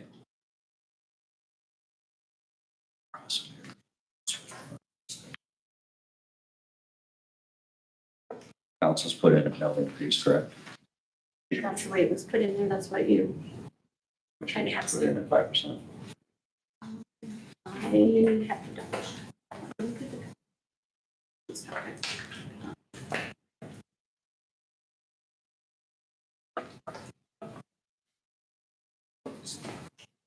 right here.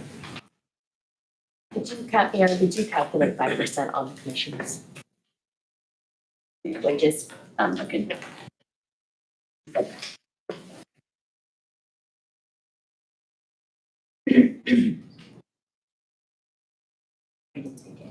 I thought we should.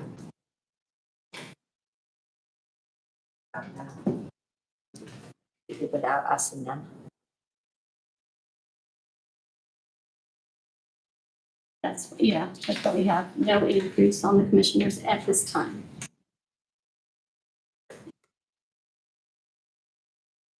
Okay, we want to touch on that one? Commissioners are at 28. Let me do adjustment by total here. 28,659.67.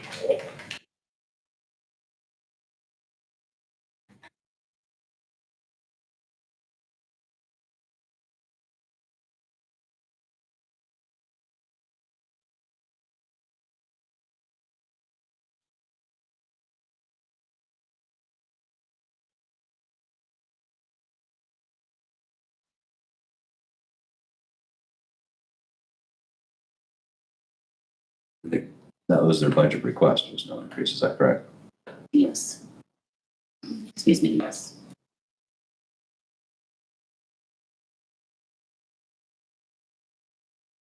So this discussion happens every year. Sometimes council's not, they've honored that request and not given them a raise, and sometimes they give them a raise anyway.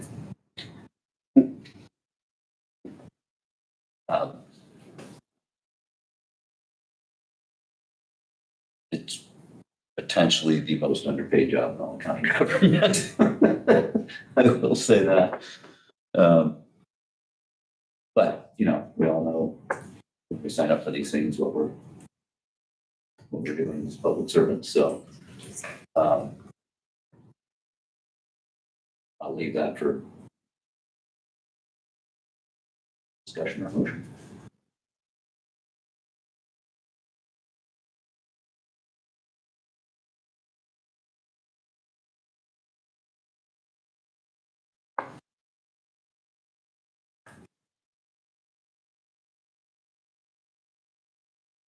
Okay, I think we leave it very nice.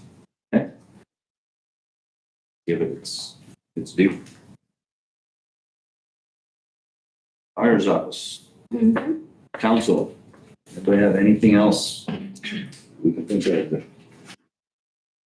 Getting this off to them to punch final numbers and present for us for final adoption. I had the idea in lit of keeping the non-for-profit where it's at, and then the potential of moving the 250,000 for the building out of Cume Cap and into lit, that I think would decrease the burn in Cume Cap. And with lit, I don't think Peter's number, I know DLGF and Peter's numbers were different there, but even if we hit last year's revenue, we would barely have a burn in lit. And if we hit Peter's projections, we wouldn't have a burn, but we'd still be able to do the things for the building, and then we wouldn't have such a large burn in. Was my thought, what I had. And I had that in my notes and I just couldn't bring it up, sorry. Yeah, that's okay. So I'm glad we discussed it. Okay, no, that was my thing. It's right here on the agenda. Yeah, if we, so. So my thought process was, let's see if I can articulate this 3 days later. Was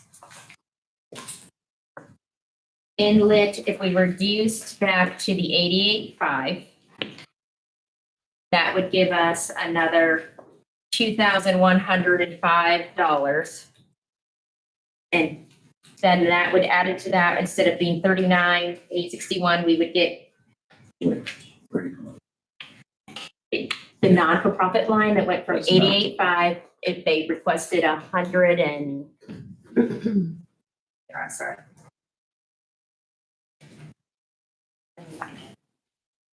I'll give actual line numbers, I apologize. Follow trail. I'm sorry. I had it if you could have met with me, if I would have came here on Sunday. On 11/38. Oh, no, I lied. It's in. Give me just a minute. I'm sorry, I got shaken. You're fine, you're fine, you're good.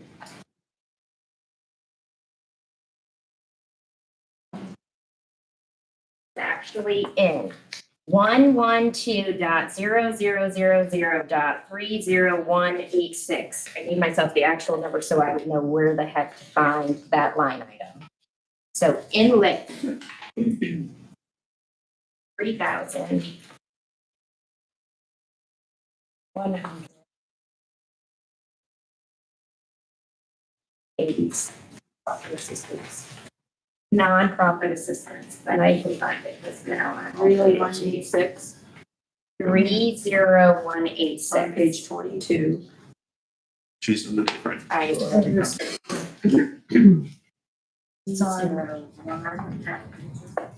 Eight-six. I got it. Instead of doing 110, leaving it at 88.5. Okay? So when we're looking at this total budget, that would bring it down by 21.5, right?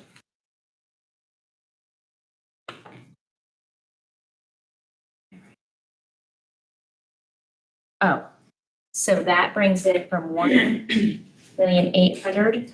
I know you hate it when I do the exact numbers. 54, I'm just gonna do it because I didn't write it down. Leaves you at 1.781554. GLG gave us this number, right, of 1,842,935, which leaves us room in there of 61,381 under, that would have positive, right? I said the difference between Peter's last year's and the DGLFs with their numbers, because I don't know how they came up with the estimated revenue of 1.8 when last year we had 1.9 and they're projecting 2.1. So if the DGLF numbers isn't quite right, but as long as we hit last year's revenue,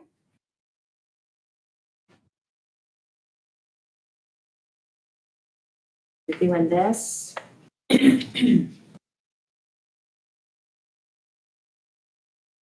Are you following me? Since you're close to me, I'm sorry. I don't know how to get it out of my head very well. Would leave us $136,349, as long as we didn't have an increase. I still think we'll have an increase. So if you're moving over that $250,000, we have the potential of not having to burn So or you, burn a lesser amount, you because want to move I want to move 250,000. the building, the building stuff that was in Cume Cap.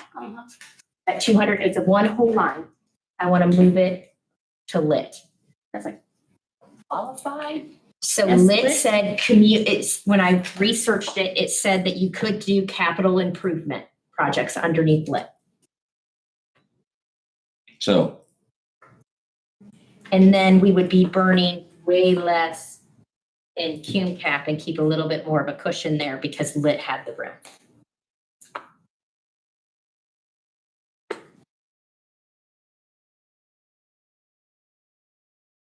Use our cash.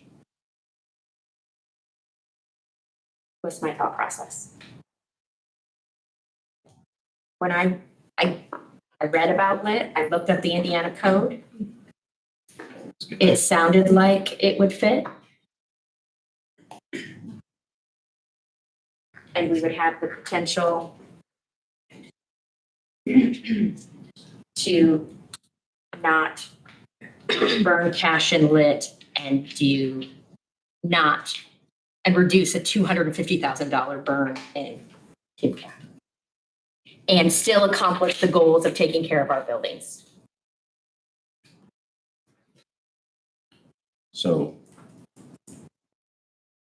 I think this is would need to be before final adoption, part of a commissioner-wide discussion because those funds are controlled by the commissioners in their plan. I think it's good creative thinking. So something that really is a commissioner's decision to hand to us. Because they have a plan they try to follow with their rolling 5-year forecast and everything in cap and lit. So I think it's if they want to hear it, I think it's worthwhile, but if it can come from you, I hate to act on that. I think that's. Well, then I would at least make the motion to keep line item 11120000.30186 stagnant. Not asking to reduce our assistance. I'm just asking to not increase it since we are burning money. We're Yeah. burning some cash. Yeah. So that is, can I make that motion? But that one is just strictly about this line item.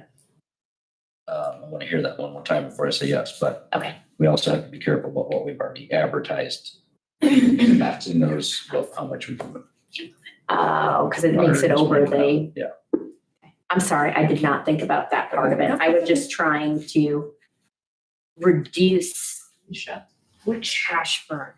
I did not sleep for 2 days after I was recorded. So No, I still want to make my motion on 1112-0000 point 30186. The request that went from 88.5 to 110. My motion is to keep it at 88.5. I'll second that.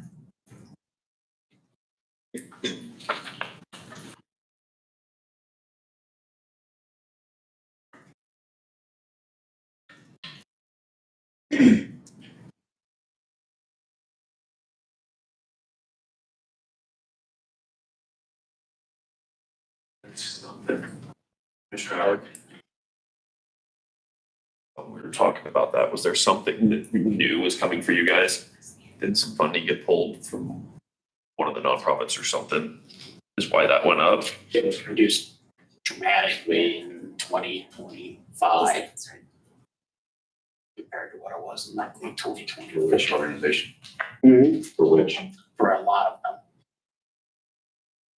So they had their requests in front of the commissioners, and then they took each one of them individually. And some of them they cut, some of them they didn't. And then they totaled that up, and that's what the request is right now. So that means they would have to go back, but you're ready to do it, go back and cut more from what Adjustments. they approved. We're still in discussion phase. We have a motion in a second. Reduce our budget, well, they need to come back to us, they really come back to us. A request from one specific agencies that they felt needed This is this. 128.5. And I'm not asking to reduce, but I'm asking to keep it the same. Right. I didn't Reduce ask it back to to what it was. I just asked to keep it the same. We've done a lot of increases I didn't, yeah. We're just For this year, right? No, we pulled that out last year. It's a shelter. Okay, so last year what was actually approved was 128.5. But we pulled the shelter out, the humane shelter, and they have their own line as 40,000. Yeah, was last year's, 128.5 No, plus where is 40 was last year's. I was looking for where the health department was on here now. What? Where the health department, I mean, not health department, where the humane shelter is now. 30098. Yes.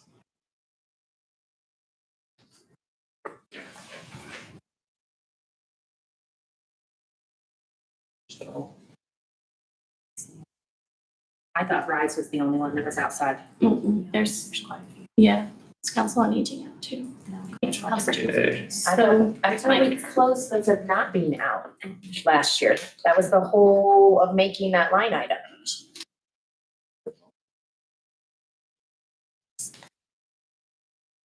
I'll read them off to you here. Give me a second. I can find them all.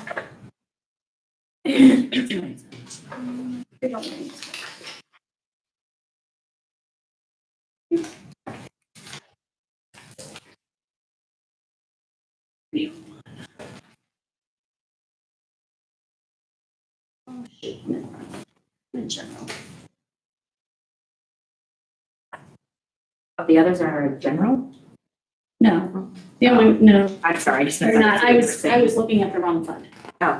So not-for-profit, right now, we have RC&D, Council on Aging, Historical Society, 4-H Fair Association, Well Child Clinic, Turning Point, YMCA, Shrine, and Children First. Those are all the ones that are in there. I In the apologize. 110. Yeah, right, that were originally in the 88.5. Correct, and then outside of that, there's just the two. Rise for the 55 and the humane shelter. Well, and Rise has to be out. Correct, I mean, I was just, And then some of them got moved around because like Region 3A, Maumee River Basin, at one point in time, they used to be included in there and they have their own lines. Humane shelter did get pulled out.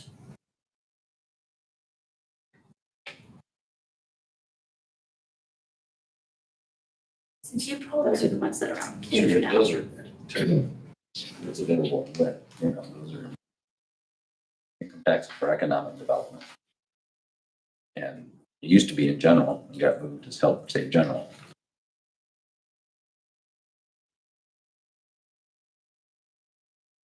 I'm hoping that the other discussion with the commissioners still happen. I do not feel comfortable with our cash burn inside of King County.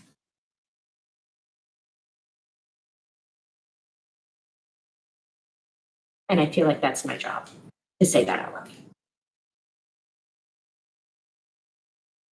I would love to fix the world, but we only have so much pie to divide up.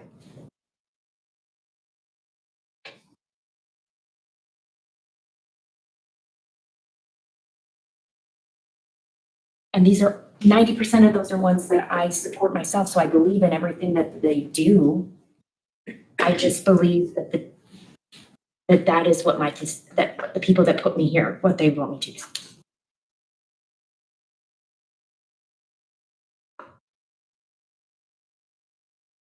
So there can be other motions made around surrounding this, but the current motion on the floor is to reduce that and by $21,500 back to last year's amount.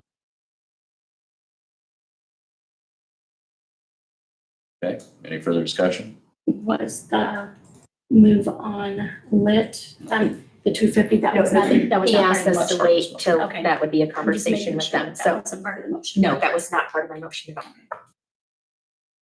Okay, There was some discussion about last year, we reduced it even farther than the We 88. had more requests than what we had funding for. Okay. So to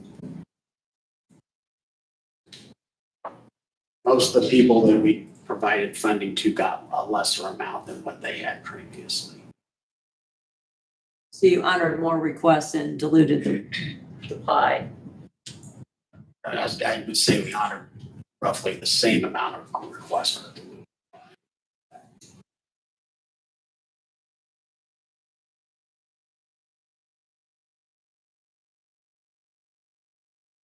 So, and these are a lot of things I support too, but I kind of view it that, especially since we're in this cash burn state, we don't have a lot of extra money. These are places that our citizens can support and we can support, but we shouldn't tax our citizens to support them to this extent. And these are all a little bit different. So whether you pick some in, pick some out is up to the commissioners, but Exactly. your statement would apply a little bit differently to some than to others. Right, I'm just saying it's, and I still feel that in most nonprofits, we shouldn't tax our citizens to try to get to nonprofits. We should leave our money with the citizens and let them give to the nonprofits they feel should benefit. There's some that do stuff for the county, and we should help support them. As a general rule, I think like each individual person to support is more minding. You open that can of worms. Like, I'm not in favor of taxing our citizens to support the historical society or things that aren't helping human beings. Great cause, but you've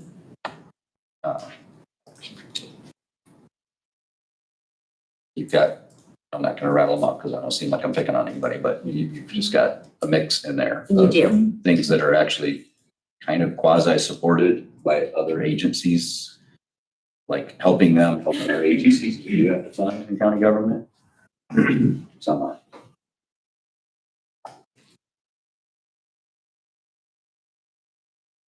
Don't we to make your job harder? Disagreement with my So the motion on the floor is that they can pass or fail.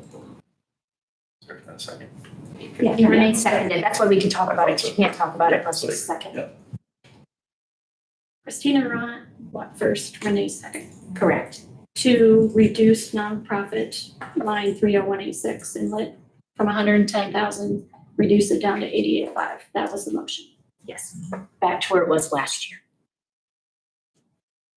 If that were to pass, then that would be back to the commissioners to decide where they want to allocate them. Okay, all those in favor, raise your right hand.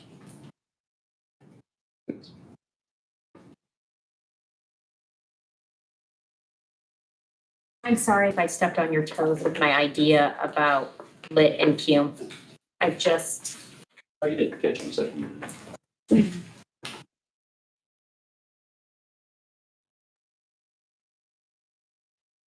Anything else?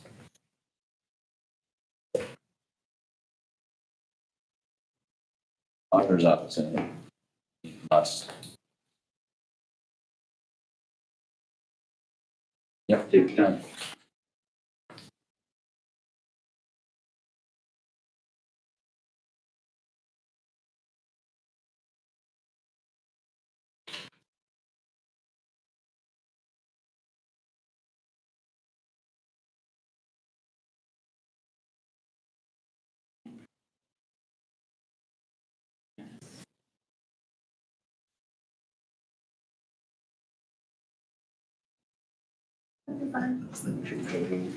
If you guys have anything that you can think of, let me know. You want to take a 5-minute huddle? Make sure you're all regrouped. Sure. Come back and mark it up. Yep. Okay, 5-minute break.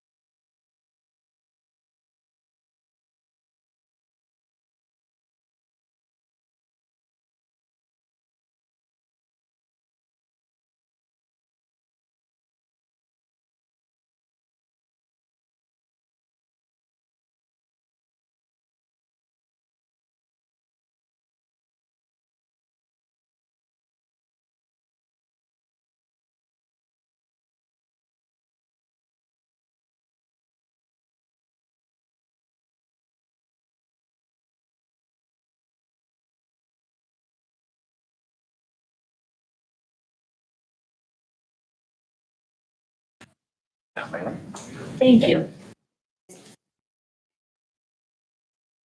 Question I have for the auditor's office is, I'm sure you'll let us know and we'll handle any additional appropriations in January, but anything that we're not advertised well enough in. Yeah. For what we're doing. Yeah, we'll let you know. It doesn't have to be in January, it can be February, whenever. I mean, there's money in there now. We'll just need it at some point. So, and being reminded that the deals were not in the matrix last year, so the conversation was trying to find through the county fact book, which was, it's kind of difficult, but you're not comparing apples to apples because everybody's benefits are different in different counties. So we tried to pick where we landed last year with EOs, but they're not necessarily in this matrix because it doesn't really make sense because of county size and all that kind of stuff. So we want to make sure we're okay with where we're landing for EOs and also keep in mind that we make any adjustments that affects chiefs as well. So then there was misunderstanding on my part to Ruth's motion. We were talking about trying to stay consistent with WIS and wage increase over WIS. My understanding was it was WIS plus 5% is where we wanted to land with everybody. Just contacted Ruth, God bless her for taking the phone call because we had some misunderstanding on my part. Everybody else was interpreting it differently. That Ruth's intention was 5% for everybody, even those that were already over WIS. So. That's how I took it from her as well. Yeah. So we can discuss that, or we can leave it live. I'll do whatever council wants to do, but my thinking on WIS plus 5% was that if we don't do that, we are forever playing this game. It's never going to happen. We're never going to normalize to a grid if it's consistent. So we're just carrying forward all of the people that were higher than what was said they should have been. And that's just going to continue year after year after year unless there's friction. Is that right, Aaron? Okay, so it's either WIS plus 5% or it's 5% across the board. And we had moved forward with 5% across the board in everybody else's mind but Dan's.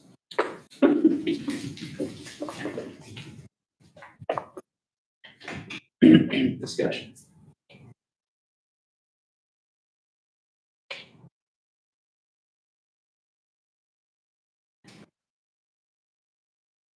I see where you're coming from, Dan, and I appreciate the fact that we want to get it to be black and white. But I also feel like we identified those situations last year. Those people didn't get raises. So they went another year basically without cost of living or anything. It is what it is. They're elected officials. I mean, most of them, right? That's what we're talking about. They got the 500. There's 13 total. Yeah, 13. But that includes elected officials. Yeah. I don't know. I kind of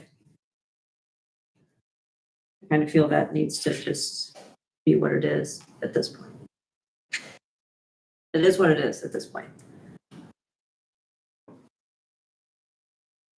Isn't this exactly why Tony always talked about switching to giving the boss the opportunity to do it on. Yeah. Instead of inside of a matrix, inside of like how it is in the Incentive pay. Where we could give this range. You guys weren't here. My first couple of years sitting here, the argument was from Councilman Isa was that just doing blanket raises doesn't take care of your employees in a correct way. That it's looking at incentive pay would allow you to have more of those kinds of exceptions. Not saying that I'm not jumping on that and carrying that, but it makes more sense now when we get into these kind of discussions. those 13 are probably your, column lifers. You know, those that have been here the longest and what they contribute through the We have 7 elected officials and 6 full-time employees. Good. And the number that we were presented at the beginning was what you guys were thinking. This is on me.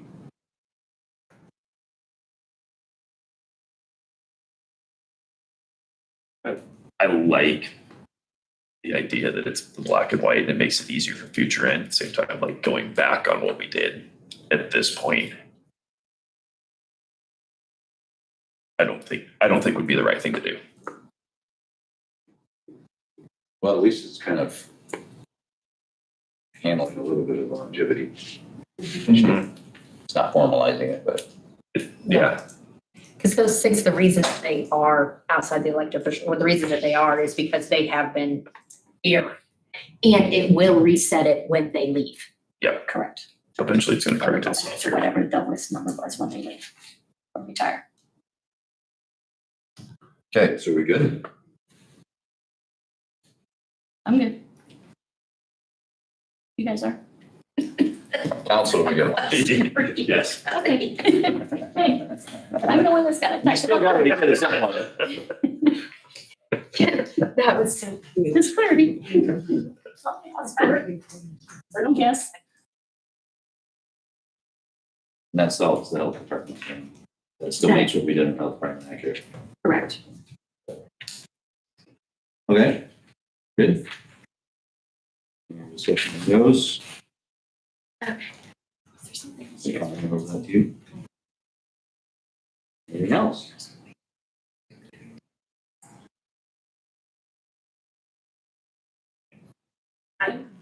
I have one. It's not a fun one. Mine is with the 25, this is not personal.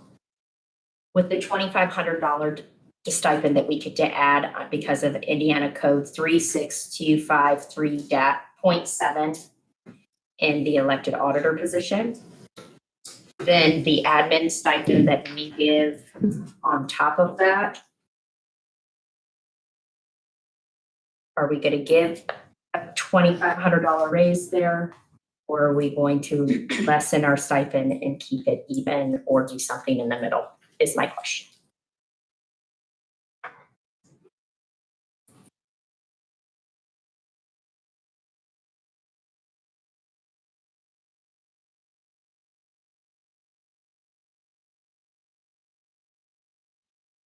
So now that we have Indiana code requiring stipend.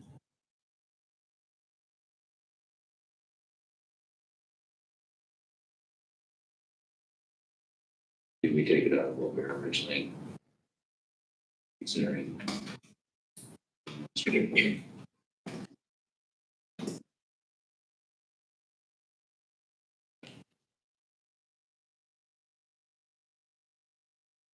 Anything I ask is that you look at all of them.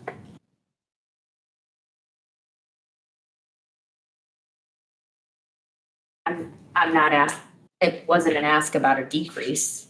It was Oh, I know. about keeping general at the same. Unfortunately, they both come out of general.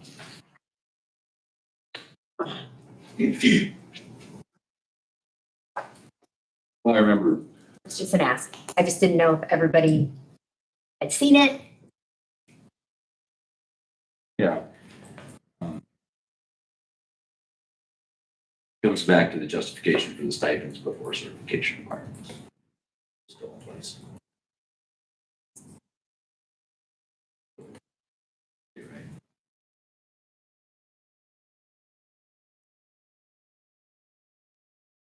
Was certifications part of the thinking for the original stipends? That's the question. It was explained to me when I was elected, which unfortunately Leanne felt it this year. that stipends were supposed to be in for seasoned elected officials, right? Was that originally what that was about? It was about the councils trying to create a level playing field, thinking so when a person's in a position 8 years and they're exiting with all of this experience, then the advertised wage for the incoming rookie was where that person with the experience just left. So if it was discretionary every year, depending on election cycle, whether that kept it fair. So in other words, there could be turnover in any of those offices. Someone with a lot of experience was turned out or not running again, whether council wanted to review taking that stipend away to level the playing field, because is it fair to the person that all these department heads got all this experience, we're just making this in a new comes in without the experience, it makes the same money. That's, and there was our argument back then amongst those department heads, and we have to be certified to do our job and all this kind of stuff. So it's a little bit of a blending, but I remember very specifically, we had a particular year where that was really rough situation of people coming in with no experience, making what the people that had been there all these years were making. And we felt like the only place to land that was in the council budget to try to make that more equitable. So that was the intent, as best I can recall. That's like what? Yeah. Okay. Yes. I was just gonna say that that was placed in there because of, for the additional duties of being secretary to the council and secretary to the commissioners. Also, that is not, it's not part of the other duties or the other elected officials. Those are additional on top of everything else. Glad you brought that up because it gives us an opportunity to refresh the people that have been here before too.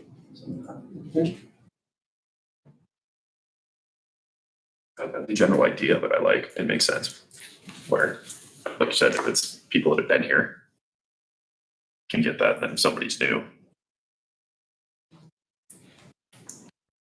Which that position has been getting that since being new. We did not change it when that position changed out. And we're giving a 5% increase, and it's above and beyond that.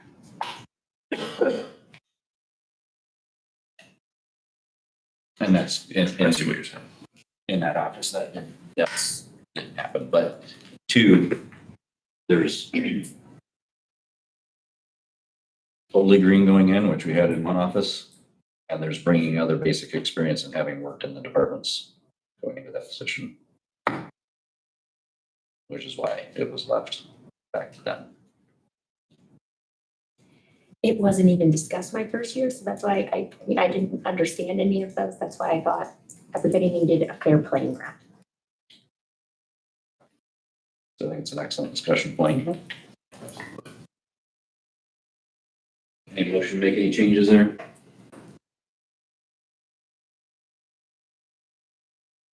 Okay. Now.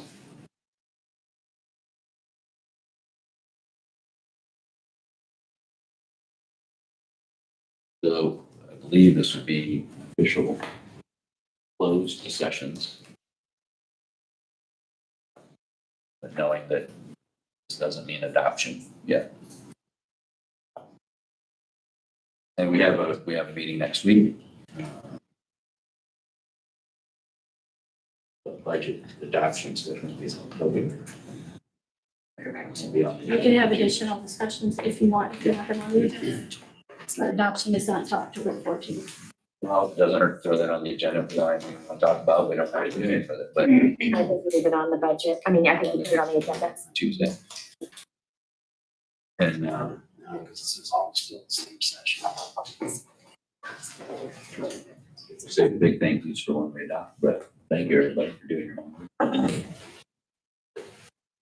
Yeah. or regular 9 o'clock next week, right? 9 o'clock. Yeah, and I think the deadline, if you're signed up for AAC, you're not doing the deadline. It's before our next meeting, we'll talk to the doctor's office about it. So, motion to adjourn budget. So make that. Phil.